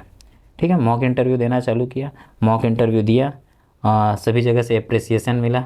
इंटरव्यू संबंध में तो ठीक ही रहा था, और अच्छा ही अनुभव था। उसके बाद फाइनली इंटरव्यू जाते हैं, वीके मैडम का बोर्ड मिलता है, इंटरव्यू हो गया, पर अंततः रिज़ल्ट जब आया तो थोड़ा उसमें सिलेक्शन नहीं हुआ। निराशाजनक स्थिति था, पर एक निराशा की स्थिति एक नई आशा को जन्म देती है। एक नई आशा के साथ फिर से आगे बढ़ें। पूरे चीज़ में मैं इंगेज कवर कर रहा हूँ, ठीक है, इंगेज ही हूँ अभी तक का मैं। उसके बाद फिर से प्रीलिम्स की तैयारी चालू होता है, क्योंकि सर्कल। अक्टूबर ख़त्म हो गया है, नवंबर से फिर नोटिफिकेशन आ गया, फिर चालू होता है फिर प्रीलिम्स की तैयारी। अब ये प्रीलिम्स की तैयारी होता है और इसी समय मैं उसका नोटिफिकेशन आया था, किसका, असिस्टेंट ऑडिटर का। ऑडिटर का नोटिफिकेशन आया था। अब मेंस की तो तैयारी चल ही रही थी। अब मेंस की तैयारी में स्पेशली हिंदी तो पढ़े ही थे, मैं कहा हिंदी को और मांझा जाए, और स्पेशली हिंदी के लिए एफर्ट दिया था। किसके लिए, असिस्टेंट ऑडिटर के लिए। प्रीलिम्स की तैयारी भी चल रही थी, तो उसके लिए फिर ना असिस्टेंट ऑडिटर की एग्ज़ाम 2 जनवरी को होता है, उसमें भी एंगेज, फुल्ली एंगेज के साथ फिर से कब 13 फरवरी को मैदान में उतरते हैं प्रीलिम्स के लिए, 21 के प्रीलिम्स के लिए। और 13 फरवरी को जब उतरे और उसके बाद फिर से रहा कि नहीं, अब जब एग्ज़ाम दिला रहे हैं तो सामने कोई एग्ज़ाम है, तो हमको एक जैसे स्टेज फियर होता है किसी चीज़ को बोलने के लिए, यहाँ पे आके बैठ के बोल देना भी लोगों के लिए बड़ी बात हो सकती है। स्टेज फियर रहता है, वैसे एग्ज़ाम फियर भी रहता है। तो एग्ज़ाम में अधिक से अधिक बार भी बैठो, पार्टिसिपेट करो विथ तैयारी, और बिना तैयारी का नहीं दिलाना चाहिए, ऐसा है। पर हाँ, थोड़ा बहुत तैयारी है तो बैठना चाहिए, क्योंकि वो फियर छूटता है और आपको लगता है कि मेरी जितनी तैयारी है मैं कितना एफर्ट वहाँ पर दे पा रहा हूँ, तो मैं तो एग्ज़ाम में बैठूंगा करके। तो उसी एग्ज़ाम में फूड इंस्पेक्टर में बैठने का, और फूड इंस्पेक्टर को मैं जनवरी में उसका शॉर्ट नोट्स बना लिया था, CGFSA NFSA एक्ट का। तो इसको साथ में हम लोग CGFSA और NFSA को ना परिचित तो थे ही। जब हम लोग खाद्य सुरक्षा वाला टॉपिक पढ़ते हैं इसमें करंट अफेयर्स में, तो CGFSA और NFSA के बारे में परिचित होते हैं कि छत्तीस, और स्पेशली इससे परिचित इस कारण होते हैं कि छत्तीसगढ़ का जो FSA है वो देश में जब खाद्य सुरक्षा देता है उससे सबसे पहले सुरक्षा देने वाला है, क्योंकि छत्तीसगढ़ देश में सबसे पहला खाद्य सुरक्षा अधिनियम लाने वाला स्टेट रहा है ना। 2012 में आया, 2013 में NFSA आता है, राष्ट्रीय खाद्य सुरक्षा अधिनियम। तो इसके कारण इससे और परिचित हुआ, और ये किसमें, फूड इंस्पेक्टर का एग्ज़ाम दिलाया, हो गया। इस बार तो परफेक्टली श्योर था कि मेरा प्रीलिम्स निकल रहा है। ये दोनों एग्जाम के लिए मैं सोचा भी नहीं हूँ, दिलाया बस हूँ ना, इसके लिए सोचा भी नहीं हूँ। पर प्रीलिम्स के लिए एकदम डेफिनेटली श्योर था कि मेरा जो एक चर्चा चलता है एग्जाम देने के बाद सारे दोस्तों के बाद, फिर गांधी चौक में एक बार जाओ, थोड़ा एनर्जेटिक हो जाओगे, सबसे चर्चा कर लो, तो ऐसा करके एक चर्चा करके आया, फिर मैं श्योर था कि नहीं करना है। इसमें मैं सहयोग लिया था थोड़ा आदरणीय श्री अनिल दीक्षित सर का, पटेल ट्यूटोरियल से, और पूरे ट्यूटोरियल से थोड़ा मैं इसमें मार्गदर्शन चाहा कि अब पिछले बार मैं खुद से मेंस की तैयारी किया था, इस बार थोड़ा सहयोग चाहिए करके। तो वहाँ से थोड़ा मेरा गाइडलाइन किए इससे मेंस संबंधी, और मैं वहाँ क्रैश कोर्स था, उस क्रैश कोर्स को ज्वाइन किया, और उसके बाद फिर अपना तैयारी। और ये समय था कि जो मेरे आज तक का स्वर्णिम समय रहा है कि वो सुबह उठना 6:30 बजे रेडी होकर, दोस्त आता था अमन साहू जी, वर्तमान में वो मेंस दिला रहे हैं, साथ ही मेंस दिलाए थे पिछले बार भी, किसी कारणवश उनका कुछ में कमी रहा होगा, नहीं निकल पाया। वर्तमान में बहुत एफर्ट, वो भी UPSC की तैयारी किए हुए हैं। हम लोग का जो डिस्कशन रहता था बहुत स्पेशली डिस्कशन रहता था, ऐसे के लिए बहुत अच्छे टॉपिक्स डिस्कशन करते थे। वो बहुत यूज़फुल हुआ जब मैं ऐसे लिखा, तो क्योंकि वो UPSC से कर क्या है, तो UPSC की तैयारी एक अलग वे देता है, तो उनका बहुत मैं, और ऐसे तो लोगों से चर्चा में मैं उनसे बहुत कुछ सीखता हूँ, तो उनसे भी बहुत कुछ सीखा। तो साथ में हम लोग वो साथ लेने आते थे सरकंडा से, फिर हम लोग गांधी चौक आते थे, फिर वो जब 10 बजे रात तक का साथ में बैठ के खाना खाने से लेकर डिस्कशन हर चीज़ कम्प्लीटली यहाँ करते थे। और फिर वो कंप्लीट जब समय बिताए, और उसके बाद 2 से 3 माह का समय बीतता है इसमें भी, और उसके बाद फिर से परीक्षा के समय आते हैं, और परीक्षा फिर दिलाए। और इस बार लगा था कि इंटरव्यू तो दिलाएंगे करके, फिर से थोड़ा ब्रेक लेने के लिए लगभग 2 सप्ताह के लिए मैं घर गया हुआ था, फिर से आया, पर एकदम। और इसके सबसे बढ़िया चीज़ ये हुई, और ईश्वरी कृपा भी बोल सकते हैं, कि दोनों का रिज़ल्ट इसी तैयारी के दरमियान आया था, असिस्टेंट ऑडिटर और फूड इंस्पेक्टर दोनों का रिज़ल्ट आया था। और ईश्वरी कृपा उसके ऊपर और भी रही कि दोनों का ज्वाइनिंग मेरे मेंस के एग्ज़ाम के पहले नहीं आया, दोनों का ज्वाइनिंग मेरे मेंस के एग्ज़ाम के बाद आया।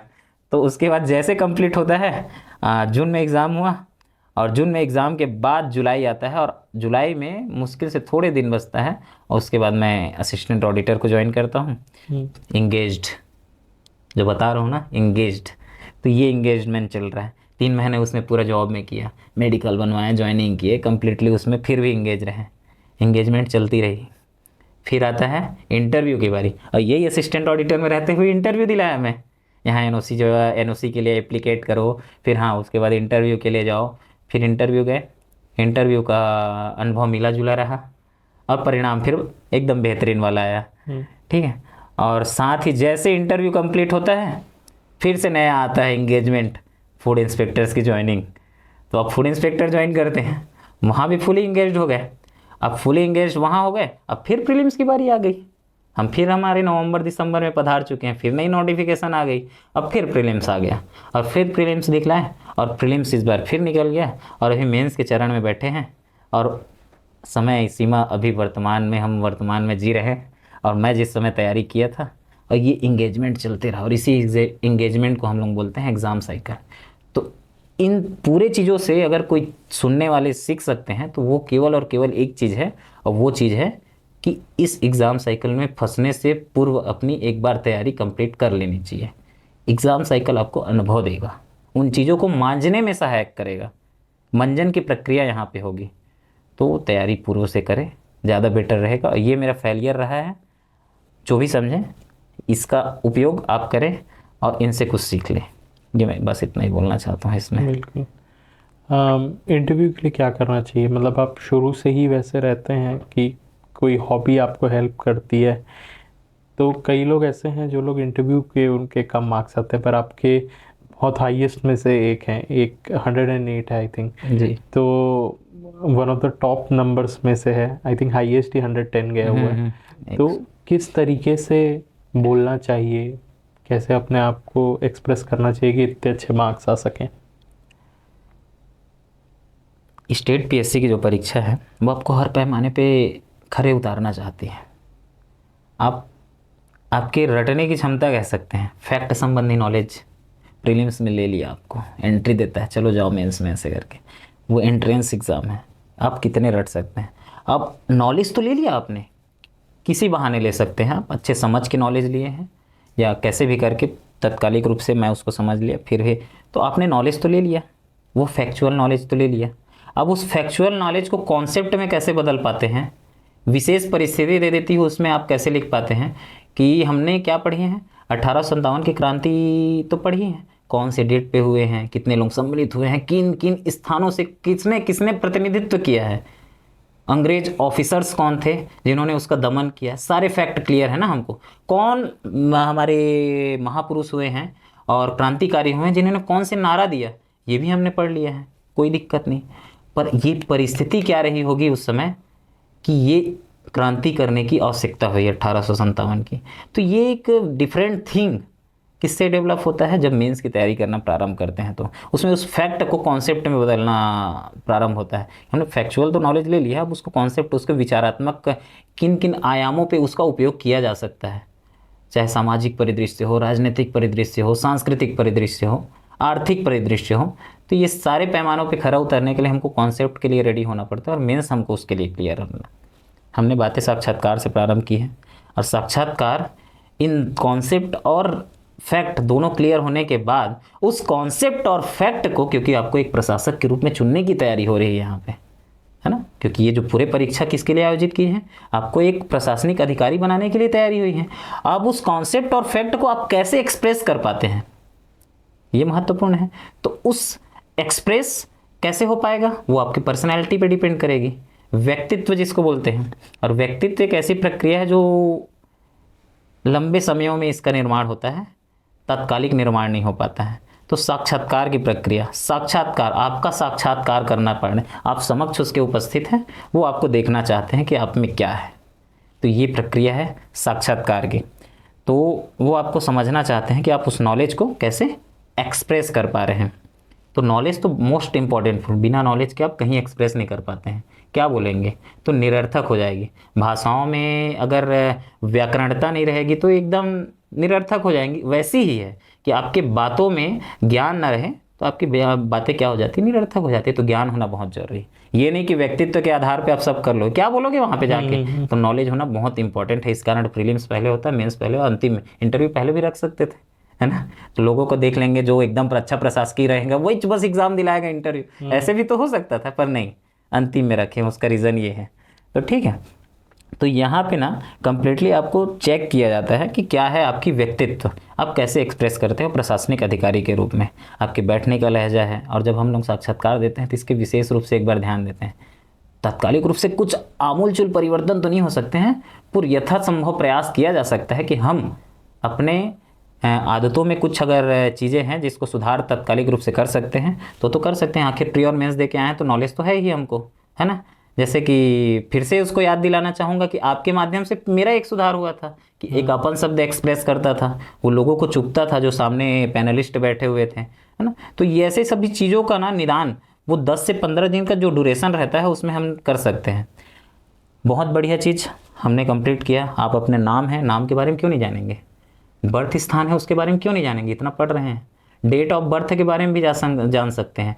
विषय तो आपने पढ़ा ही है जो स्नातक और स्नातकोत्तर में पढ़े हैं। सबसे महत्वपूर्ण यहाँ पे चीज़ आती है, वो है आपकी अभिरुचि, अभियोग्यता, है ना, जिसको हम लोग अंग्रेजी में क्या बोलते हैं, हॉबी बोलते हैं।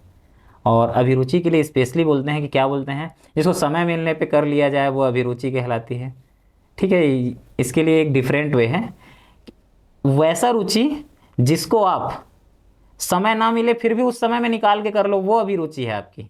तो हॉबी वो चीज़ें हैं जो आपको काम के बीच में भी आपको ना सुकून का पल प्रदान कर दे। जैसे मैं बताया कि मैं सोशली एक्टिव हूँ, है ना, सामाजिकता में, तो मेरे को लगता है कि मैं जब काम करता हूँ ना, और मैं कैसे भी करके अगर मेरे को कहीं किसी कार्यक्रम में सम्मिलित होना है तो मैं निश्चित ही समय निकालता हूँ। और वो जब कार्यक्रम में सम्मिलित होता हूँ तो दिन भर के अगर कुछ स्ट्रेस अगर हो भी गए, स्ट्रेस तो रहता नहीं है, यंग एज है, एकदम हरफन मौला है, स्ट्रेस तो रहते भी नहीं है, अगर मान लो हो भी तो वो भी एकदम फ्रेश्ड हो जाते हैं।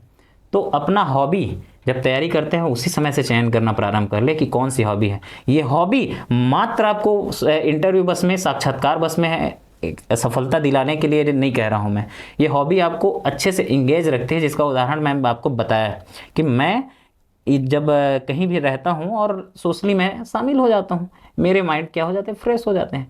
तो वैसे ही आप जब तैयारी करते रहते हैं ना, किसी का सिंगिंग हो सकता है, किसी का तबला वादन हो सकता है, किसी का व्यंजन बनाना हो सकता है, तो बड़ा हास्यास्पद लगता है जब आप सारे दोस्त मिल के किसी किसी का हॉबी नहीं रहता है, जब वो हॉबी पूछते हैं मैं का लिखा हूँ हॉबी में ऐसे करके, तो नहीं, तो कोई लिखता है तो मैं व्यंजन बना सकता हूँ, तो कोई लिखता है मूवी गाना सुन। ये गाना सुनना कौन सी हॉबी है? हाँ, गाना सुनना भी हॉबी हो सकती है, पर गाना सुनने के साथ उस गाना को गाने का प्रयास करना, कुछ भी करना, तो ये हॉबी शुरू से, पर अधिकतर हॉबी वैसे ही बन जाते हैं कि तत्कालिक रूप से। तो आपसे गुजारिश यही है कि हॉबी अपना तैयारी के पहले से ना अपने अंदर टटोलना प्रारंभ कर दे। और मेरे को लगता है कि हर के अंदर में ना कुछ एक गुण रहता है, उस गुण को पहचानने की आवश्यकता है कि आप किस गुण में परिपूरित हो। मैं वैसा ही मेरा एक हॉबी रहा है, मैं स्पेशली अपने हॉबी में मेंशन किया हुआ था कि कविता लेखन, उसमें उसको भी क्लासीफाइड, देखो कविता लेखन में हिंदी साहित्य में भी पूरा जाया जा सकता था, इतने लॉन्ग अगर उसके क्वेश्चंस हो जाते थे, पर इंटरव्यू पैनलिस्ट को मेरे कवर भी तो करना था। अब वो कविता लेखन में किसी भी कविता को पूछ सकते थे, तो उसके पीछे क्या हुआ, तो कविता लेखन को पूछ रहे हैं, मैं कहता हूँ उसको कैटेगराइज्ड किया जाए करके, और इंटरव्यूअर को सीमित किया जाए। और शब्द ऐसा है मैं जो कैटेगराइज्ड कर रहा हूँ उसमें क्या है, इंटरव्यू निश्चित ही उससे क्वेश्चन पूछेंगे, और मैं जितने मॉक दिलाया सब में वे वही बना जो मैं दिया था। तो उसमें मैं 2 भाग में उसको विभाजित करता हूँ और लिखता हूँ कि चतुष्पदी मुक्तक और वीर रस। तो ये था, तो चतुष्पदी मुक्तक जनरल लोग जो सुने नहीं रहते हैं, जनमानस के बीच प्रचलित शब्द नहीं है ये साहित्यकार लोग जानते हैं चतुष्पदी मुक्तक को, तो निश्चित ही ये हिट करता है सामने वालों को, तो इसके संबंध में तो जानना चाहते ही हैं। और मैं इसमें थोड़ा पकड़ बना लिया था क्योंकि इसमें विशेष अध्ययन कर लिया था, और हॉबी तो थी ही, मैं ऐसा नहीं कि वो 10 दिन की तैयारी करके गया था, मैं शुरू से लिख रहा था, तो इसमें संबंधित किसी भी वे में जाता तो मैं तो आंसर दे पाता था, ऐसा अपने आप को सहज कर लिया था वहाँ पे। तो ये चतुष्पदी मुक्तक देखे मैं क्या हुआ, इंटरव्यू को मैं अपने दिशा को बांधने का प्रयास किया था और लगभग बंधा था। ये दूसरा इंटरव्यू नहीं बन पाया जिसमें मैं आज सेलेक्ट होकर यहाँ पे बैठा हूँ, बाकी पहला इंटरव्यू फुल ऐसी वे में गया था और बढ़िया रहा जो भी है। तो प्रयास करो, क्योंकि हॉबी सेक्शन, और बात यह है जो मेरा दूसरे इंटरव्यू में हॉबी सेक्शन में ना जाने का, क्योंकि अंतिम दिन रहते हैं, अंतिम दिन में इंटरव्यू पैनलिस्ट के पास ना बहुत सारे कैंडिडेट्स आगे रहते हैं, अभ्यर्थी आगे रहते हैं, वो सारे में वही वे में पूछते क्या हो जाते हैं, आदी हो जाते हैं। वो सोचते हैं अब कुछ तो मौलिक किया जाए, नवाचार किया जाए, तो वो जो पाते हैं उनका मन करता है कि नहीं अब कुछ एकदम हटके पूछना चाहिए। तो वैसा ही मेरा इंटरव्यू रहा। आगे बताता हूँ कि इंटरव्यू में क्या क्या पूछे हैं। तो मेरा इंटरव्यू तो इस बार बहुत स्पेशली गया था और डिमोरलाइज भी कर दिया था थोड़े समय के लिए। हाँ, वही तो पूछना है। मतलब क्या आप जैसे सोचते हैं वैसा ही होता है आपका इंटरव्यू? मतलब क्या हम लोग एक इंटरव्यू को डायरेक्शन दे सकते हैं, या फिर जो तैयारी करके गए हैं वही पूछा जाएगा? मैं मॉक इंटरव्यू दिलाया था आदरणीय श्री हरिराम पटेल जी सर के उसमें कोचिंग सेंटर में। तो वहाँ पैनलिस्ट थे श्री विपिन पटेल सर, जो अभी वर्तमान में नायब तहसीलदार के पद पर कार्यरत है। उन्होंने मेरे मॉक लेने के बाद एक पॉइंट्स मतलब एकदम स्पेशली बोले थे कि कृपेन करके, तो पूर्व से परिचित था सर से। तो कृपेन, इंटरव्यू जैसा आप सोचोगे ना वैसा कभी नहीं जाता है बोले थे, हमेशा डिफरेंट जाता है और हम एक स्ट्रक्चर तैयारी करके ही जाते हैं। तो इस बात को उन्होंने कहा और ये एक्चुअली बिकता है। मैं आपको बताना चाहूँगा हर इंटरव्यू, जैसे कि इसको फिर से आप, क्योंकि हम लोग तो सीजीपीएससी की तैयारी करने के लिए बैठे हैं, तो हम इसको डिस्कस करते हैं कि इंटरव्यू कैसे डिफरेंट जाता है हर बार। बताता हूँ ना, कनेक्ट करिएगा। जैसे सीजीपीएससी प्री है ना, हरिराम सर जी का बुक निकलता है, बहुत यूज़फुल बुक है ना। और लगभग मेरे को लगता है कि हर सफल कैंडिडेट के पास उनके बुक होंगे, इवेंटली मेरे पास भी हैं वो, है ना। तो मैं जानता हूँ, पर हर जब प्रीलिम्स के एग्ज़ाम होते हैं तो उसमें 2-4 ना नए फैक्ट जोड़ने पड़ते हैं, उनको जोड़ने पड़ते हैं। सफिशिएंट नहीं रहते हैं, कवर होते हैं 70-80% उससे, पर सफिशिएंट नहीं रहते हैं। हर बार कुछ नए क्वेश्चन आते हैं और नए क्वेश्चन के बाद सर को फिर से अपडेटेड वर्जन निकालना पड़ता है और फिर से नए बुक पब्लिश नया संस्करण के नाम से किया है। वैसे इंटरव्यू भी है, हर बार आपको लगेगा अरे नाम से, नाम के अंदर में जाता है, नाम का अर्थ पूछ रहा है, नहीं अब मेरे नाम का तैयारी करना पड़ेगा। दूसरे बार मॉक दिलाते हो वो जन्म स्थान में ज़्यादा अंदर चल दिया, मेरे को लगेगा अब जन्म स्थान के बारे में ना स्पेशली तैयारी करके जाना है। अब किसी का हॉबी के बारे में पूछ दिया तो हॉबी के बारे में। तो ऐसा है कि वहाँ पे जाओगे डिफरेंट सिचुएशंस बनते हैं और डिफरेंट सिचुएशंस डिफरेंट प्रश्न क्रिएट करते हैं आपके समक्ष, और डिफरेंट प्रश्न क्रिएट करते हैं तो उसको लगता है कि आपका इस बार ये है तो इस बार ये है, तो आप हर बार नए नए विषय इसमें क्या करते जाते हैं, जोड़ते जाते हैं। तो ये डिफरेंटली चीज़ें आप इसमें क्या कर लिए, जोड़ लिए। और यही बोलता हूँ कि हर बार ना आपका इंटरव्यू डिफरेंट ही जाएगा। और ऐसा ही डिफरेंट इंटरव्यू मेरा 2021 के परीक्षा वाले में गया। मैं भी एक पूर्व स्ट्रक्चर्ड सोचा ही हुआ था कि मेरे नाम पूछेंगे, नाम से मेरा नाम का अर्थ भी पूछ सकते हैं, क्योंकि थोड़ा नाम है कृपेंद्र, थोड़ा हिट करता है ये भी कि कृपेंद्र तिवारी, तो नाम का अर्थ। और लगभग पैनलिस्ट पूछते भी थे मेरे से मॉक में। तो 9 इससे कोई मैटर नहीं हुआ, जन्म स्थान से भी कोई मैटर नहीं हुआ, हॉबी से पूछ सकते थे।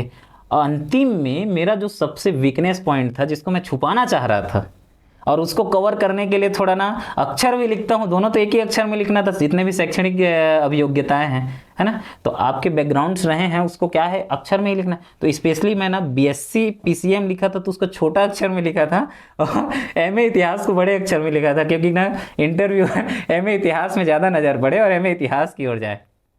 पर वो भी इंटरव्यूअर ठहरे, वो आपकी मनोदशा चलने वाले थोड़ी है वहाँ पे।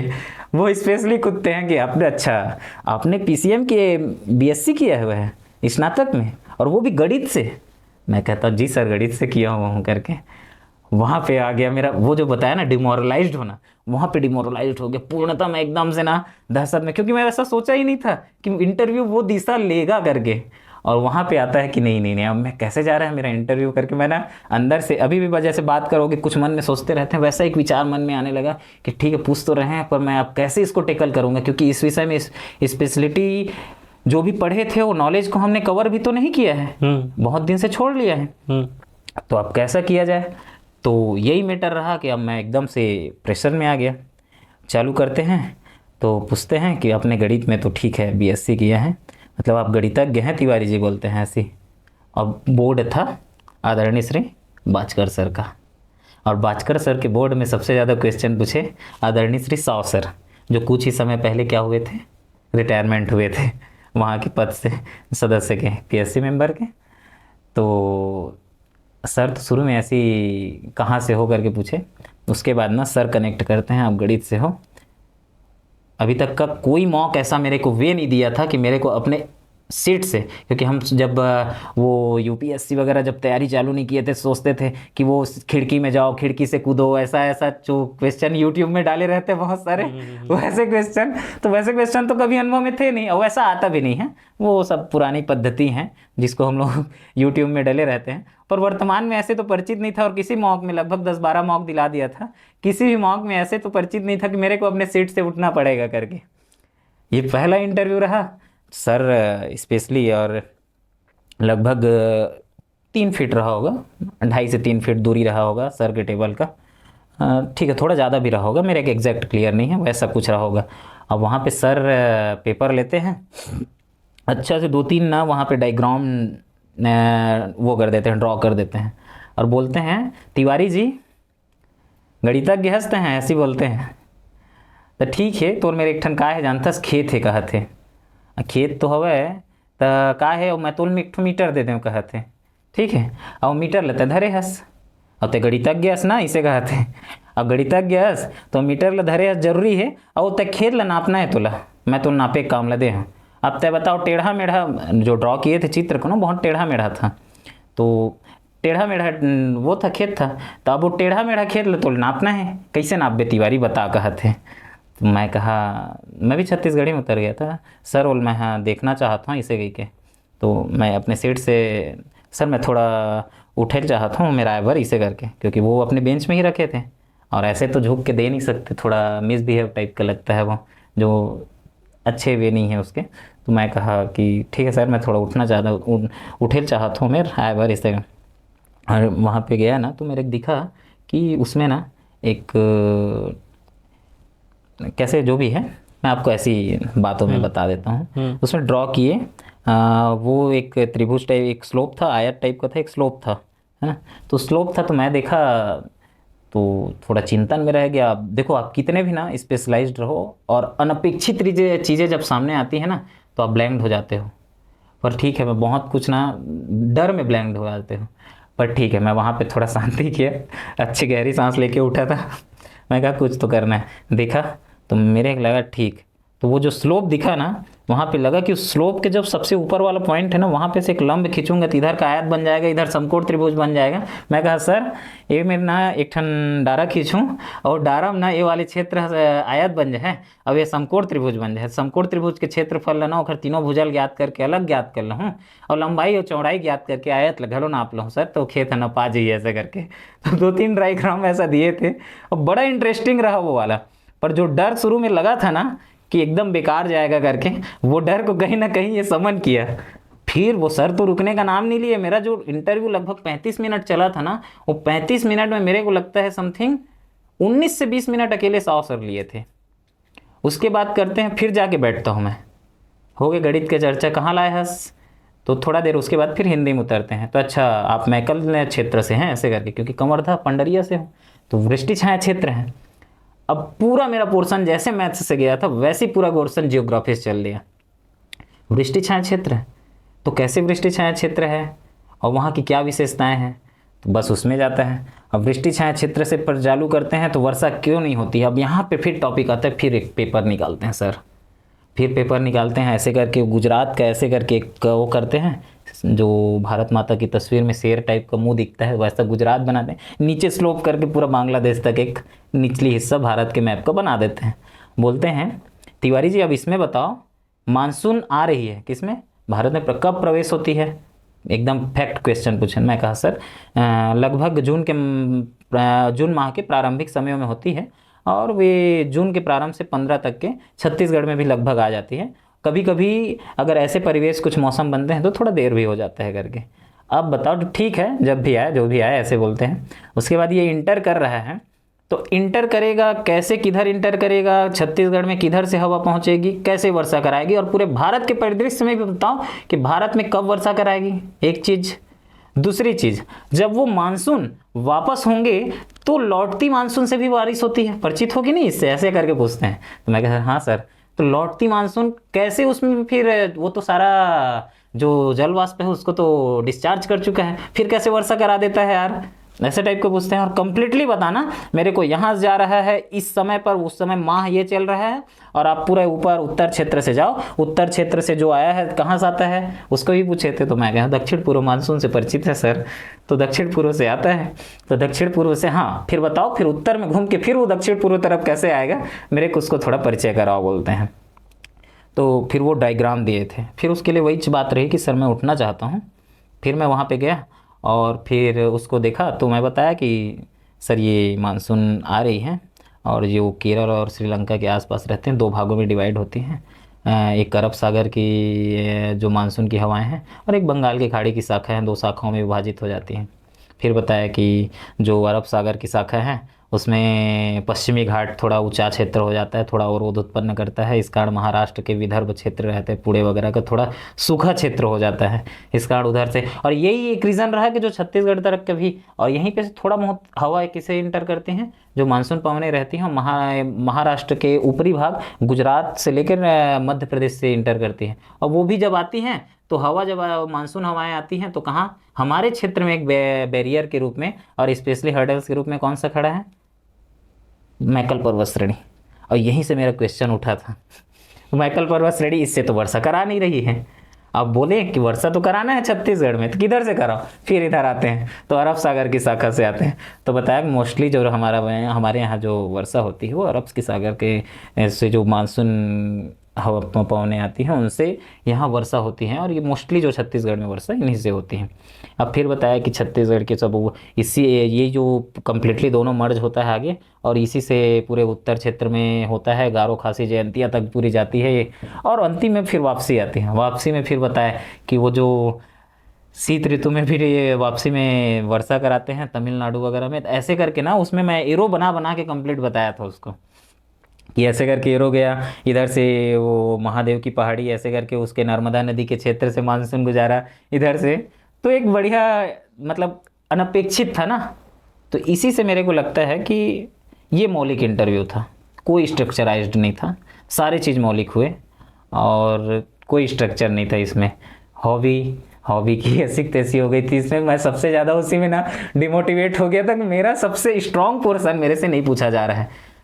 क्यों पूछेंगे, आपके वे से पूछेंगे तो फिर वो इंटरव्यूअर कैसे हुए, तो नहीं पूछे। और इसी कारण थोड़ा लगा था कि मेरा इंटरव्यू थोड़ा कम जा सकता है। और मौलिकता तो ज़रूर दिखाया था मैं, पर क्या मेरी मौलिकता उन लोगों को प्रभावित कर पाई, मैं इसमें श्योर नहीं था ना। इस कारण निकलने के बाद भी मेरे मन में संदेह की स्थिति थी, क्योंकि मैं इसमें श्योर नहीं था कि ये जो इंटरव्यू है वो उनको इतना ज़्यादा प्रभावित करेगा कि नहीं करके। और अंतिम में रहा इंटरनेशनल मैटर तक का इंटरव्यू रहा, और मैं शेयर भी करूँगा आपसे। आप अगर वीडियो वगैरह डालेंगे ना तो उसके नीचे इंटरव्यू के क्वेश्चंस लिख देंगे विथ पैनलिस्ट कौन कौन रहे, उनके नाम के अनुसार कैसे क्वेश्चन पूछे। इसका एक अलग वीडियो बना लेंगे कि आपको किस टाइप के क्वेश्चंस पूछे गए थे, और इंटरव्यू एक्सपीरियंस करके, क्योंकि कई लोगों का अलग ही इंटरेस्ट रहता है हाँ इंटरव्यू में कैसे एक्चुअल में पूछे जाते हैं। और आपने एक अच्छा काम किया हुआ है कि उसका पूरा नोट कर लिए हैं, क्योंकि सबको याद नहीं रहता है उस समय क्या होता है। तो बाकी फिर भी आपका सेकंड हाईएस्ट आया हुआ है। तो मुझे बहुत बहुत मतलब आपके बोलने की शैली से ही समझ में आ जा रहा है कि आप कितने अच्छे स्पीकर हैं, वहाँ पे कितने अच्छे से सिचुएशन को पूरा हैंडल किया होगा आपने। पर यही चीज़ें लगती है ना कि पूर्व निर्धारित सोच रहता है तो वो चीज़ें लगने लगती है कि नहीं तो मौलिकता, मैं बताया ना कि मौलिकता उनको कितना पसंद आया होगा। क्योंकि ठीक है हम अच्छे, क्योंकि मैं बहुत सारे ना महाविद्यालय स्तर में रहा, तो मैं स्पेशली एक अनुभव शेयर करना चाहूँगा। जब महाविद्यालय में रहा ना, स्नातकोत्तर के लिए जब प्रवेश लिया, तो मेरे मन में, मैं शुरू से बहुत महत्वाकांक्षी प्रवृत्ति का रहा हूँ, और इसी महत्वाकांक्षी प्रवृत्ति के कारण मैं ना हर जगह पार्टिसिपेट करना चाहता। कॉलेज में गया तो मेरे को लगा कि यहाँ भी मेरी कोई ना कोई तो सहभागिता होनी चाहिए, सारे बच्चे आ रहे हैं, पढ़ के निकल जा रहे हैं, मेरा क्या औचित्य है यहाँ कर। तो मैं जब कॉलेज जाता था ना, तो कॉलेज जाने से पहले क्लासरूम जो भी हो, सबसे पहले नोटिफिकेशन बोर्ड दिखता था। नोटिफिकेशन बोर्ड में अगर दिख गया कि आज इस तत्व संबंधी सेमिनार है, यथा विषय हो सकते हैं, वो कुछ भी विषय हो सकते हैं, तो सबसे पहले एक भाव तो मन में था कि अच्छे वक्ता होने के लिए एक अच्छा श्रोता का होना बहुत जरूरी है ना। आप श्रोता होंगे तभी चीज़ें समझते हैं, है ना। और श्रोता होने के साथ साथ जब वक्ता किस भाव से बोल रहे हो उस भाव को समझते हैं। ये चीज़ें बहुत मेरे व्यक्तित्व के निखार में सहायक सिद्ध हुई हैं। उसके बाद फिर मैं कंपटीशन में पार्टिसिपेट तो करना ही है एकदम। और स्कूल स्तर में ऐसा कुछ था नहीं, मैं ज़्यादा, हाँ पढ़ाई लिखाई में ज़रूर आगे थे, पर ऐसे एक्टिविटी में ना स्कूल में आगे नहीं थे। तो फिर मैं इसमें फिर पार्टिसिपेट करना तो सोचा कि नहीं, अब पार्टिसिपेट गया ना तो पहली बार देखा कि एक डिबेट कंपटीशन का लटका हुआ है। विषय मेरे को याद नहीं है एकदम, है ना, पर ठीक है किसी विषय में था, और मेरे को लगता है शायद वो मतदान के विषय में था, ठीक है। तो उस विषय में था और मेरे को उससे कोई, सबसे पहले तो स्टेज फियर, सबसे ज़्यादा फियर था कि मैं कैसे चढ़ूँगा, क्या करूँगा, इतने सारे लोग देखेंगे, क्या सोचेंगे मेरे बारे में, बहुत सारे ख्याल आते हैं। तो मेरे हमेशा से सबसे बड़े गुरु रहे हैं मेरे पिताजी, और मैं आज भी अपने पूरे दिनचर्या आज दिन भर जैसे बिताऊँगा, अगर मैं अपने घर नहीं जाता हूँ तो आज दिन भर जो बिताया होंगे उस सारे पल को मैं ना घर में, मेरा एकदम स्पेशली सेशन चाहे कितने भी तैयारी में बिजी था तो 1 घंटा फिक्स है, मम्मी पापा साथ रहते हैं और उन साथ रहते हैं मैं स्पीकर के साथ, उनसे मैं वार्ता करता हूँ। तो ये मेरा दिन भर के रिचार्ज, मतलब जो दिन भर बीते समय है उसे मेरे को और चार्ज कर देता था, मोटिवेट करता था। और किसी के लिए ना आपके माता पिता की खुशी, उसके चेहरे में थोड़ा मनन करना, इससे बड़ा मोटिवेशन पॉइंट और कुछ नहीं हो सकता है ना। तो वहाँ पे मैं हमेशा अपने पिताजी से ना इस संबंध में आज भी चर्चा करता हूँ, और उस समय भी चर्चा किया कि पापा जी कि ऐसा ऐसा बात है कि मैं इसमें पार्टिसिपेट करना चाहता हूँ, मेरे को समझ नहीं है, पक्ष में बोलूँ कि अब पापा क्या है सब चीज़ में, अब वो पहले के लोग में ना पढ़े जितना थे उतना तो ठीक है, पर बोलते नहीं है अरे हमन पढ़े नहीं हन गा, हमन गढ़े हन करके। तो वो सारी चीज़ों में अनुभव रखते थे, तो पॉलिटिकली भी, सोशली भी, आध्यात्म में भी, धर्मशास्त्र में भी, योग में भी, तो सारी चीज़ में। तो वो ना मेरे को पॉइंट्स के देते थे। मैं सबसे पहले तो बताया ना प्री किया मैं, तो रट के जाता था भाषण देने के लिए, तो रट के गया शुरू बार में तो कागज़ दे ही रखा था, सारे चीज़ ब्लैंक, दो कागज़ नहीं पढ़ा रहा था मेरे से। तो अंतिम में ना अभिवादन किया और अंतिम में फिर से कुछ नहीं बोल पाया, जय हिंद करके आ गया। लोग अब कॉलेज में हैं, महाविद्यालय स्तर में सारे संभ्रांत वर्ग बैठे रहते हैं, सभी ने ताली बजा के स्वागत किया, मैं नीचे आ गया। बहुत बड़ी चुनौती थी मेरे लिए। उसके बाद दूसरा एक रहता है उसमें ना उसका विषय मेरे को आज भी याद है, क्योंकि वो बहुत टर्निंग पॉइंट रहा है मेरे लिए, और विषय में शेयर करता हूँ। वो दूसरा था, उसमें फुल्ली कॉन्फिडेंस था कि मैं कुछ तो करना है अब मेरे को स्पेशली। तो उसके पक्ष में मैं ना अपना फिर से पापा जी से चर्चा किया, कुछ यूट्यूब से देखा, कुछ उससे गूगल से सर्च किए कि इसके क्या टॉपिक्स हो सकते हैं, क्योंकि नए हैं हम लोग, तो जन्म से सीख के आए नहीं हैं, सारी चीज़ तो इधर ही जानते हैं, कहीं ना कहीं से कलेक्ट करके ही नॉलेज लेते हैं। तो अब उसमें था, विषय था लोकतंत्र में मतदान के प्रति उदासीनता अधिनायकवाद की वृत्ति को जन्म देती है। सबले पहले तो मैं कहूँ क्या टॉपिक है यार ऐसे करके, तो फिर बाद में समझ आया कि अधिनायकता मतलब तानाशाही प्रवृत्ति और सीधा कनेक्ट करना। और सबसे बढ़िया टॉपिक इसमें मेरे पापा जी सजेस्ट किए कि लोकतंत्र में अधिनायकवाद के लिए अब अगर सबसे अच्छा टॉपिक आप कनेक्ट कर सकते हैं तो वो टॉपिक है 1976 के जो आपातकाल की स्थिति है, वो लोकतंत्र में अधिनायकवाद की स्थिति को सबसे बेहतरीन सिद्ध करती है। तो वहाँ पे बताया था कि तो वो वाला जो टॉपिक रहा ना, उसमें भरसक तैयारी किया था मैं, कि उसमें ना जितने भी टॉपिक आए पक्ष से मैं ना लोकतंत्र में मतदान के प्रति उदासीनता अधिनायकवाद की वृत्ति को जन्म देती ही है, इस टॉपिक पे ही तैयारी किया था पक्ष में। और अंतिम में रहा कि ये फिर बताया कि उसी में फिर अंतिम में नोट किया था कि ये मतदाताओं की जागरूकता का ही परिणाम है कि वर्तमान सत्ताधीश पार्टी को जड़ से उखाड़ फेंका और नए सत्ता की, मतलब नए पार्टी की स्थापना की, और उसी समय मोरारजी देसाई जी बने थे। तो ये था कि इसमें पार्टिसिपेट करना व्यक्तित्व विकास के लिए नहीं, साथ में ज्ञानात्मक विकास के लिए भी बहुत आवश्यक है। साथ में मैं कॉलेज एवर में ये तो मैं तो कभी परिचित भी नहीं था कि 1976 में घटना क्या हुई है, सामान्य तो पढ़े थे जो भी थोड़ा बहुत, पर इसके बारे में विशेष अध्ययन किया। तो ये चीज़ें ना हमेशा आपको एक टॉपिक प्रोवाइड करती है उसे ब्रॉड थिंकिंग के लिए, और उसमें विचारात्मक गुण भी आपके डेवलप होते हैं कि आप इसमें डिबेट कर रहे हो, कौन से क्या आपका काट कर दे, कहाँ आप फिक्सेशन में बैठे हो, वहाँ पे कोई फिक्सेशन नहीं है। तो आपको वहाँ पे विचारों पे अर्थात उन चीज़ों को बखूबी समझने की आवश्यकता है, तब तो आप उस विषय में अगर जब अगला कोई तर्क रख रहा है तो उसके काट में आप तर्क रख सकते हैं। विषय को समझे नहीं रहोगे, रटे रहोगे, 1976 में वो लगा दिया इंदिरा गांधी जी ने मीसा, कुछ नहीं आना है। पर हाँ, क्यों लगाया, क्या परिस्थिति रही, तो और फिर ये इससे मैं बस कनेक्ट किया था। और ये वीडियो भी मेरा यूट्यूब में है लोकतंत्र में मतदान का। और सबसे बढ़िया चीज़ रहा कि मैं इस जो डिबेट कंपटीशन रहा, पक्ष में प्रथम स्थान रहा, और सारे कॉलेज के एमएससी के तृतीय सेमेस्टर के, प्रथम सेमेस्टर के, और साथ में बीएससी के फाइनल ईयर के सारे छात्र थे, उन सबके बीच में तो पल रहा कि नहीं अब तो मेरे को एकदम श्योर हो जाना है कि नहीं इसी वे में आगे बढ़ना है। तो ये कॉलेज के सफ़र में रहा, और यही नोटिफिकेशन बोर्ड से चालू हुआ ये सफ़र। और फिर साथ में मैं कहा कि जब अगर मंची प्रस्तुति देना प्रारंभ कर दिए हैं, अगर हम डिबेट के माध्यम से, वाद विवाद के माध्यम से, तो मंची प्रस्तुति और बहुत माध्यम से हो सकती है, स्पेशली कविता पाठ के माध्यम से हो सकती है, तात्कालिक भाषण के माध्यम से हो सकती है। तो इसी में फिर मैं कहा कविता लेखन में भी अपनी अभिरुचि उस और नत होने का प्रयास किया। और ठीक है, मैं स्पेशली हम तो कविताकार हैं नहीं, बड़े रचनाकार तो हैं नहीं, हाँ भविष्य में प्रयास करेंगे अच्छे से लिखने का और लिखेंगे तो, पर हाँ ये अभी फ़िलहाल हॉबी के रूप में लिखते हैं, जब मन करता है तब बैठ जाते हैं ऐसे टाइप का। तो बस उसमें फिर कविता, और कविता के साथ साथ मेरा ना जो पहचान बोल सकते हैं, एक छवि बोल सकते हैं, जो महाविद्यालय स्तर पे बना, तो एक कवि की छवि बनी मेरी। तो वहाँ बहुत सारे, स्पेशली मैं वहाँ पे अपने पूरे जॉनरी जिसमें कविता लिखना प्रारंभ किया, उसके प्रारंभिक डॉक्टर हरिओम पवार जी और आशुतोष राणा जी, इनकी कविताओं को पहले उनकी कविता ही करता था, मैं खुद की कविता नहीं लिखता था। उनकी कविता को कहते, जैसे सिंगर सिंगिंग करते हैं तो किन्हीं दूसरे की गाना को गाते हैं, है ना, तो वैसा ही मैं आशुतोष राणा जी की सबसे फेमस कविता रही है, और वो लगभग मेरे यूट्यूब से में उसके वीडियो भी हैं, मतलब बहुत जगह उससे मैं ख्याति प्राप्त किया हूँ। तो हे भारत के राम जगो मैं तुम्हें जगाने आया हूँ। हाँ, कुछ आप जरूर बता दीजिए ऐसा। तो इसी को सुना देता हूँ, उसके बाद अपनी कृति भी सुनाऊंगा मैं जी। तो इसको ये मस्त था कि थोड़ा तो बताऊंगा, ज़्यादा लंबा नहीं, कि हे भारत के राम जगो मैं तुम्हें जगाने आया हूँ।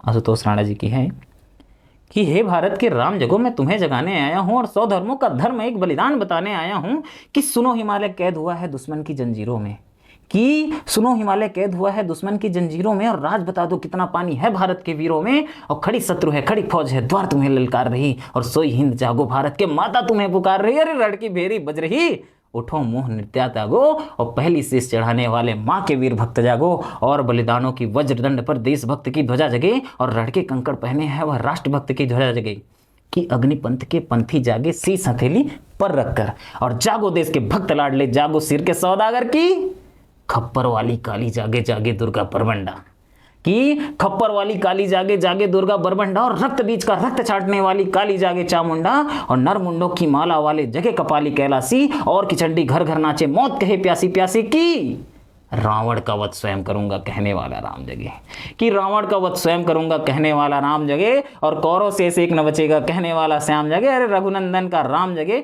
और यदुनंदन का श्याम जगे, ये भारत के संतान जगे, ये भारत देश महान जगे। ये कविता मेरे बहुत ज़्यादा मोटिवेट किया था, और ये कविता मैं किया, इससे मेरी बहुत सारी छवि मिली, और एक कवि के रूप में मेरे को कॉलेज में पहचाना गया, और यही कवि के रूप में जब पहचाना गया तो मेरे को लगता है कि मेरे को भी लिखन करना है, और थोड़ा लगा कि मैं लिख भी सकता हूँ, तो मैं इस और नत हुआ। ये तो बहुत बहुत अच्छा था। एक्चुअल में अगर आपको इंटरव्यू में बोले होते इस चीज़ के लिए तो आपको और एक्स्ट्रा और मैं सोचा था अगर अभी का अंक जो देखता हूँ ना 108 नंबर है, तो मैं सोचता हूँ कि अगर मेरे पैनलिस्ट अगर मेरे हॉबी सेक्शन में जाते तो निश्चित ही 10 से 15 नंबर एक्स्ट्रा होते हैं ऐसे करके, क्योंकि मैं बताया ना निराश होने का भी रीज़न यही था कि मेरे सबसे मजबूत पक्ष से मेरे से क्वेश्चन नहीं पूछा गया था। वो मौलिकता रही मेरी जो हो गई वो अलग बात है, पर ठीक है, ये चीज़ें मेरे डिमोरलाइज किया। और इसके साथ ही मैं खुद में भी कविता लिखना फिर प्रारंभ कर दिया हूँ, कुछ कविताएं। कुछ ऐसा सुनाइए जिससे हमारे स्टूडेंट्स मोटिवेट हो सकें। मैं मुख्यतः वीर रस का लिखता हूँ और चतुष्पदी मुक्तक लिखता हूँ। शिक्षक के ऊपर लिखे थे और मैं 4-4 पंक्ति में चतुष्पदी मुक्तक लिखता था, और वो सारे नोट्स में मेरे लिखे हुए हैं कि स्पेशली अभी याद नहीं है, क्योंकि वो क्या है बहुत सारे लिखोगे ना तो जो बड़े कविता है जिसकी मंची प्रस्तुति आप दे चुके हैं। हाँ, मैं बहुत सारे मंची प्रस्तुति दिया हूँ ना, वो सारे कविताएं याद है जो 4-4 पदों की। हाँ, एक जैसे कि है जिसको उइके मैडम के पूर्व के साक्षात्कार में उइके मैडम को सुनाया था, हिंदी दिवस, और लगभग सितंबर का समय भी था, हिंदी दिवस भी था। मैं कहा अच्छा प्रभाव ये जमा सकता है, तो हिंदी दिवस के ऊपर तो उसमें 4 पदों की रचना है। चतुष्पदी मुक्तक मतलब 4 पदों की रचना, चतुष्पद, ठीक, 4 पद, मुक्तक मतलब छंदबद्ध से मुक्त है ये, किसी भी प्रकार का छंद का ज्ञान, दोहा चोर, उसमें सारी मात्राएं ध्यान दिया, वैसा कुछ नहीं है। बस ध्यान ये रहना चाहिए प्रथम द्वितीय और चतुर्थ पद क्या रहते हैं, तुकांत रहते हैं, मतलब उसमें राइमिंग मैच करते हैं, पहले दूसरे और चौथे में, तीसरे पद थोड़े छूटे रहते हैं, तो उसी में है। तो हिंदी दिवस का था समय, तो मैं उसमें तत्कालिक ही लिख के गया था, तो बोला मैडम को कि सुनाता हूँ मैडम चतुष्पदी मुक्त है, ऐसे करके बोली। तो उसमें बताया कि हिंदी संस्कृत की बेटी, छत्तीसगढ़ी की माई हिंदी। विकास क्रम में जब भाषा का पढ़ते हैं तो सबसे पहले संस्कृत है ना, उसके बाद वैदिक संस्कृत, लौकिक संस्कृत है ना, फिर प्राकृत, पाली, ऐसे करके पूरा अपभ्रंश आता है, फिर हिंदी बनता है, और अंतिम में छत्तीसगढ़ी, अवधी बघेली, सहोदरा के रूप में पढ़ते हैं। तो हिंदी संस्कृत की बेटी मतलब बीच के अवस्था में है, ऊपर संस्कृत है, नीचे छत्तीसगढ़ी है, बीच में हिंदी है। तो हिंदी को हिंदी संस्कृत की बेटी और छत्तीसगढ़ी की माई हिंदी, कि हिंदी संस्कृत की बेटी, छत्तीसगढ़ी की माई हिंदी, और देवनागरी के आंचल में सारे विश्व में छाई हिंदी, क्योंकि उसकी लिपि क्या है, देवनागरी है, कि देवनागरी के आंचल में सारे विश्व में छाई हिंदी, और उत्तर में हिम शिखरों से दक्षिण में माँ के चरणों तक, उत्तर में हिम शिखरों से दक्षिण में माँ के चरणों तक हिंद भूमि श्रृंगार धार अपनी पहचान बनाई हिंदी, क्योंकि हिंदी का पहचान इस हिंदुस्तान से होता है, इसी हिंद रूप श्रृंगार धार अपनी पहचान बनाई हिंदी। तो हिंदी अगर कहीं पे हो रहा है तो वो सीधे इंडिया से कनेक्ट होता है। तो ये 4 पद है, और 4 पद में पर्याप्त प्रयास किया था कि ये इनके कुछ चीज़ें समाहित हो जाए। और बाकी वीर रस की कविताएं तो हैं ही मेरी। बिल्कुल। कैसा था उनका रिएक्शन इस कविता का? बहुत बढ़िया था। और वीर रस का एक कविता था जिसको मैं बहुत मंची प्रस्तुति दे चुका हूँ, उसमें है कि आज़ादी की अमर कहानी चलो सुनाऊँ क्या है वो। इसको एक इसका ध्रुपद सुनाता हूँ कि आज़ादी की अमर कहानी चलो सुनाऊँ क्या है वो, कि आज़ादी की अमर कहानी चलो सुनाऊँ क्या है वो, कि बलिदानों की वीर कथाएं सुनो बताऊँ क्या है वो, कि सतत समर्पण करते आए जन्मभूमि के मंडन में, और प्राण दिए न्यौछावर सबने मातृभूमि के वंदन में, कि ललक जगी थी मातृभूमि को आज़ादी दिलवानी है, कि ललक जगी थी मातृभूमि को आज़ादी दिलवानी है, और वीर सपूत सब जाग उठे माँ की सम्मान बचानी है, फिर क्या कोड़ी क्या फांसी सब यत्नों को सहते जाना है, और एक बिंदु मनोचित वृत्त से नौका पार लगाना है, कि बलिदानों की कोटि कथाएं नहीं संभव गिन पाने में, देश के कुछ उन नेता को जाने बलिदानों के खजाने में, अरे नमन करे उन बलिदानों को आज़ादी दिलवाए जो, और आज़ादी की अमर कहानी चलो सुनाऊँ क्या है वो, कि बलिदानों की वीर कथाएं सुनो बताऊँ क्या है। इसमें फिर ना आगे बहुत सारे महापुरुष हुए हैं, क्रांतिकारी हुए हैं, स्पेशली बाल गंगाधर तिलक जी को, नेताजी सुभाष चंद्र जी को, चंद्रशेखर आज़ाद जी को, ऐसे एक पद की रचना हुई है। आगे मैं इसको बहुत बढ़ाना चाहता हूँ और मैं प्रयास करूँगा आगे लिए इसमें लेखन में। अभी मैं लगभग 5-7 महापुरुष को कवर किया हूँ, और मैं इसको पर्याप्त विस्तार देते हुए ना इसको पर्याप्त 50-60 जितने भी महापुरुष हैं जो जिनके नाम परिचित हैं, जिनसे कुछ अपरिचित पात्र, क्योंकि मैं कविता में ही बोले हूँ कि उन बलिदानों को पहचानो जो बलिदान कहीं दिख नहीं रहे, उनको भी पहचान लो, क्योंकि कहीं कहीं वो भी डिजर्व करते हैं ना। तो सारे को प्रयास करेंगे, कुछ गुमनाम व्यक्ति हैं उनको भी सामने लाएं, और बाकी हमारे महापुरुष तो जिन तो जानते हैं वो तो महापुरुष है ही, है ना। तो ये इसमें प्रयास था, और आगे इसमें विस्तार करने का प्रयास करूँगा मैं। कृपेन जी, हम लोगों ने ऑलमोस्ट सारे डाउट्स स्टूडेंट्स के कंप्लीट कर लिए हैं, प्री मेंस इंटरव्यू और आपका एक्सपीरियंस जी। एक फाइनल मैसेज चाहिए आपके तरफ से, और मैं चाहूँगा कि आप इसे छत्तीसगढ़ी भाषा में ही व्यक्त करें। तो एक फाइनल मैसेज स्टूडेंट्स के लिए। निश्चित ही मैं छत्तीसगढ़िया आवा तो छत्तीसगढ़ी में बोले तो मुझे कोई दिक्कत नहीं है, तो मैसेज भी छत्तीसगढ़िया में दे सका था एकदम बखूबी। तो जतेक जम्मो हमार तैयारी करैया संगी हवे, तो मन ल एक ठो बात है कि यहाँ तैयारी करे वाले के ना रेलम पेला है, भीड़ है, भरमार है ना। वो तैयारी करे वाले भीड़ के बीच में जब अपन चेहरा ला वो उज्जर रखना है, और उज्जर किसे हुई तो मन सफल हो तभी तो उज्जर हुई। तो अपन चेहरा जब उज्जर बनाना है तो फिर उज्जर बनाए बर मेहनत की आवश्यकता है।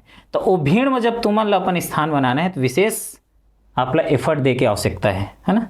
तो उमा विशेष एफर्ट किससे देना है, तिहाँ आए हो तिहाँ ना खिले खाए बर तो आए नहीं हो, तैयारी करे बर आए हो। अधिकतर देखबे तिहाँ का रही थे तैयारी करैया मन, कहीं गांधी चौक में दिन भर मिल जाए तो कहीं चाय टपरी में मिल जाए। तो यहाँ आए हैं तैयारी करे बर तो चाय टपरी और गांधी चौक की जगह नहीं है, केवल तो रूम। अगर लाइब्रेरी ज्वाइन करे तो लाइब्रेरी एकदम सतत रूप से प्रयत्नरत रहो। बहुत सारा स्लोगन बोलते नहीं माँ कि सफलता एक दिन में नहीं मिलती, सफलता एक दिन जरूर मिलती है। बात कोई ना हवा हवाई बात नो है, एकदम जिन जीते तेने जानते चीज ला, हम जिए हैं तो हम बोल सकत है नीला, है ना। तो वही चीज़ है कि आप मन एकदम संघर्षरत रहो, अपन जिन तैयारी करत हो वो तैयारी एकदम जारी रखो, और जारी रखू तभे वो मना मंजन की प्रक्रिया होई, और जब मंजा है वो चीज़ है ना तो अपन है आप निखर के आते। मैं एक बार एक उदाहरण आप ला दे देता हूँ। हमार अभी मैं फूड इंस्पेक्टर हो रहे हूँ, अभी लगभग 10-12 दिन हुए हो छोड़े, और फूड इंस्पेक्टर रहे हो ना, मुंगेली फूड इंस्पेक्टर है हमार मैडम के नाम है शिखा झा मैडम, यही बिलासपुर में कपिल नगर में रही थे। मैडम का रही से इतना स्पेशल तैयारी करे हो है कि वह का रही महिला पर्यवेक्षक बनिस, नहीं ज्वाइन करिस। महिला पर्यवेक्षक के बाद यह फूड इंस्पेक्टर अभी ज्वाइनिंग नहीं करना रही, सोल बनना डिप्टी एच कलेक्टर रही से। तो ओखर बाद का करिस तो अंतिम में कहिस कि सबसे पहले तो जॉब प्राथमिकता है, चल फूड इंस्पेक्टर ज्वाइन करता। मैडम फूड इंस्पेक्टर में पदस्थ अभी भी हवे, काबर मोर विभाग ज्वाइनिंग दे दी जल्दी, तो मोर ज्वाइनिंग हो गए, है ना। काबर सबसे जो अभी जिन स्टेट PSC 21 है उन सबले पहली ज्वाइनिंग मोरे विभाग के हो गए, आदिम जाति विकास विभाग के, है ना। तो मोर ज्वाइनिंग हो गए। मैडम काय हुए, तो मैडम 2021 के अभी फूड इंस्पेक्टर रहत 2021 के परीक्षा में का बने हैं, लेखाधिकारी बने हैं, अकाउंट ऑफिसर बने हैं।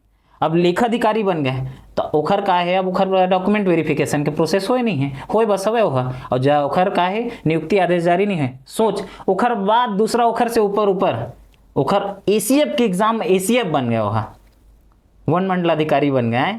तब मैं ये बताना चाहता हूँ जिन तैयारी करते हैं ना तिखर, और मैं अतका जन से परिचित हूँ। मैं सबसे पहली ब्रांच पोस्ट मास्टर रहे हूँ, फिर असिस्टेंट ऑडिटर रहे हूँ, फूड इंस्पेक्टर रहे हूँ, और आज आदिम जाति विकास विभाग में सहायक संचालक के पद में कार्यरत रहे हूँ। और मोर अतका जन संगी संगवारी संग मोर भेंट मुलाकात हुए है, और मैं सब संग देखे हूँ। अधिकतर आज के नौकरी करइए मतलब देखबे ना, सब जन नौकरी छोड़ के नौकरी करत हैं। तो एकर से यही साबित होते कि जिन तैयारी करत थे नौकरी ऊपर नौकरी लेते। तो आवश्यकता है तुम मन तैयारी करो, और अपन आप लो एक घुमांज ले तो चमकना था इच्छे तुमला, तो मांझे की आवश्यकता है। और जहाँ तुम्हारे में फिर एक अच्छा प्रकाश के अवसर, ये परीक्षा तुम्हारे ऊपर इसे प्रकाश डालते, और अच्छा मंजार वे थाली गद ले चमकी, ठीक है। तो ये बात ले याद रखो, अच्छा तैयारी करो, और बाकी हमार तो शुभकामनाएं हवे आप मन सफल हो, ठीक है। और आप मन कुछ चर्चा करो तो आप मन बर तो हमन से हमन का दिक्कत है, 24 × 7 में बैठे हैं ना मन, ठीक है। नमस्कार, राम राम आप सबला, बिल्कुल, जय जोहार। Thank you so much. बहुत अच्छा लगा आपसे वार्तालाप करके। ये पूरा डिस्कशन ना बहुत ज़्यादा एनर्जेटिक था, बहुत पॉजिटिविटी से भरा हुआ था, एंड बहुत अच्छा लगा मुझे पर्सनली। हमारे एक प्रथा है कि आप एक नेक्स्ट ऑफिसर, नेक्स्ट टॉपर को टैग करते हैं ताकि वो भी यहाँ पर आके अपना एक्सपीरियंस शेयर कर सकें। तो आप किन को टैग करेंगे? वर्तमान में चयनित हमारे एक जन दोस्त हवे, वो असिस्टेंट डायरेक्टर बने हैं यही आदिम जाति विकास विभाग में। तो मोर एक जन दोस्त आ चुके हैं, स्वर्णिम शुक्ला, बिल्कुल। तो मैं कहता एक जन और दोस्त आ जाए, ओखर नाम हवे श्री संजय कुर्रे जी।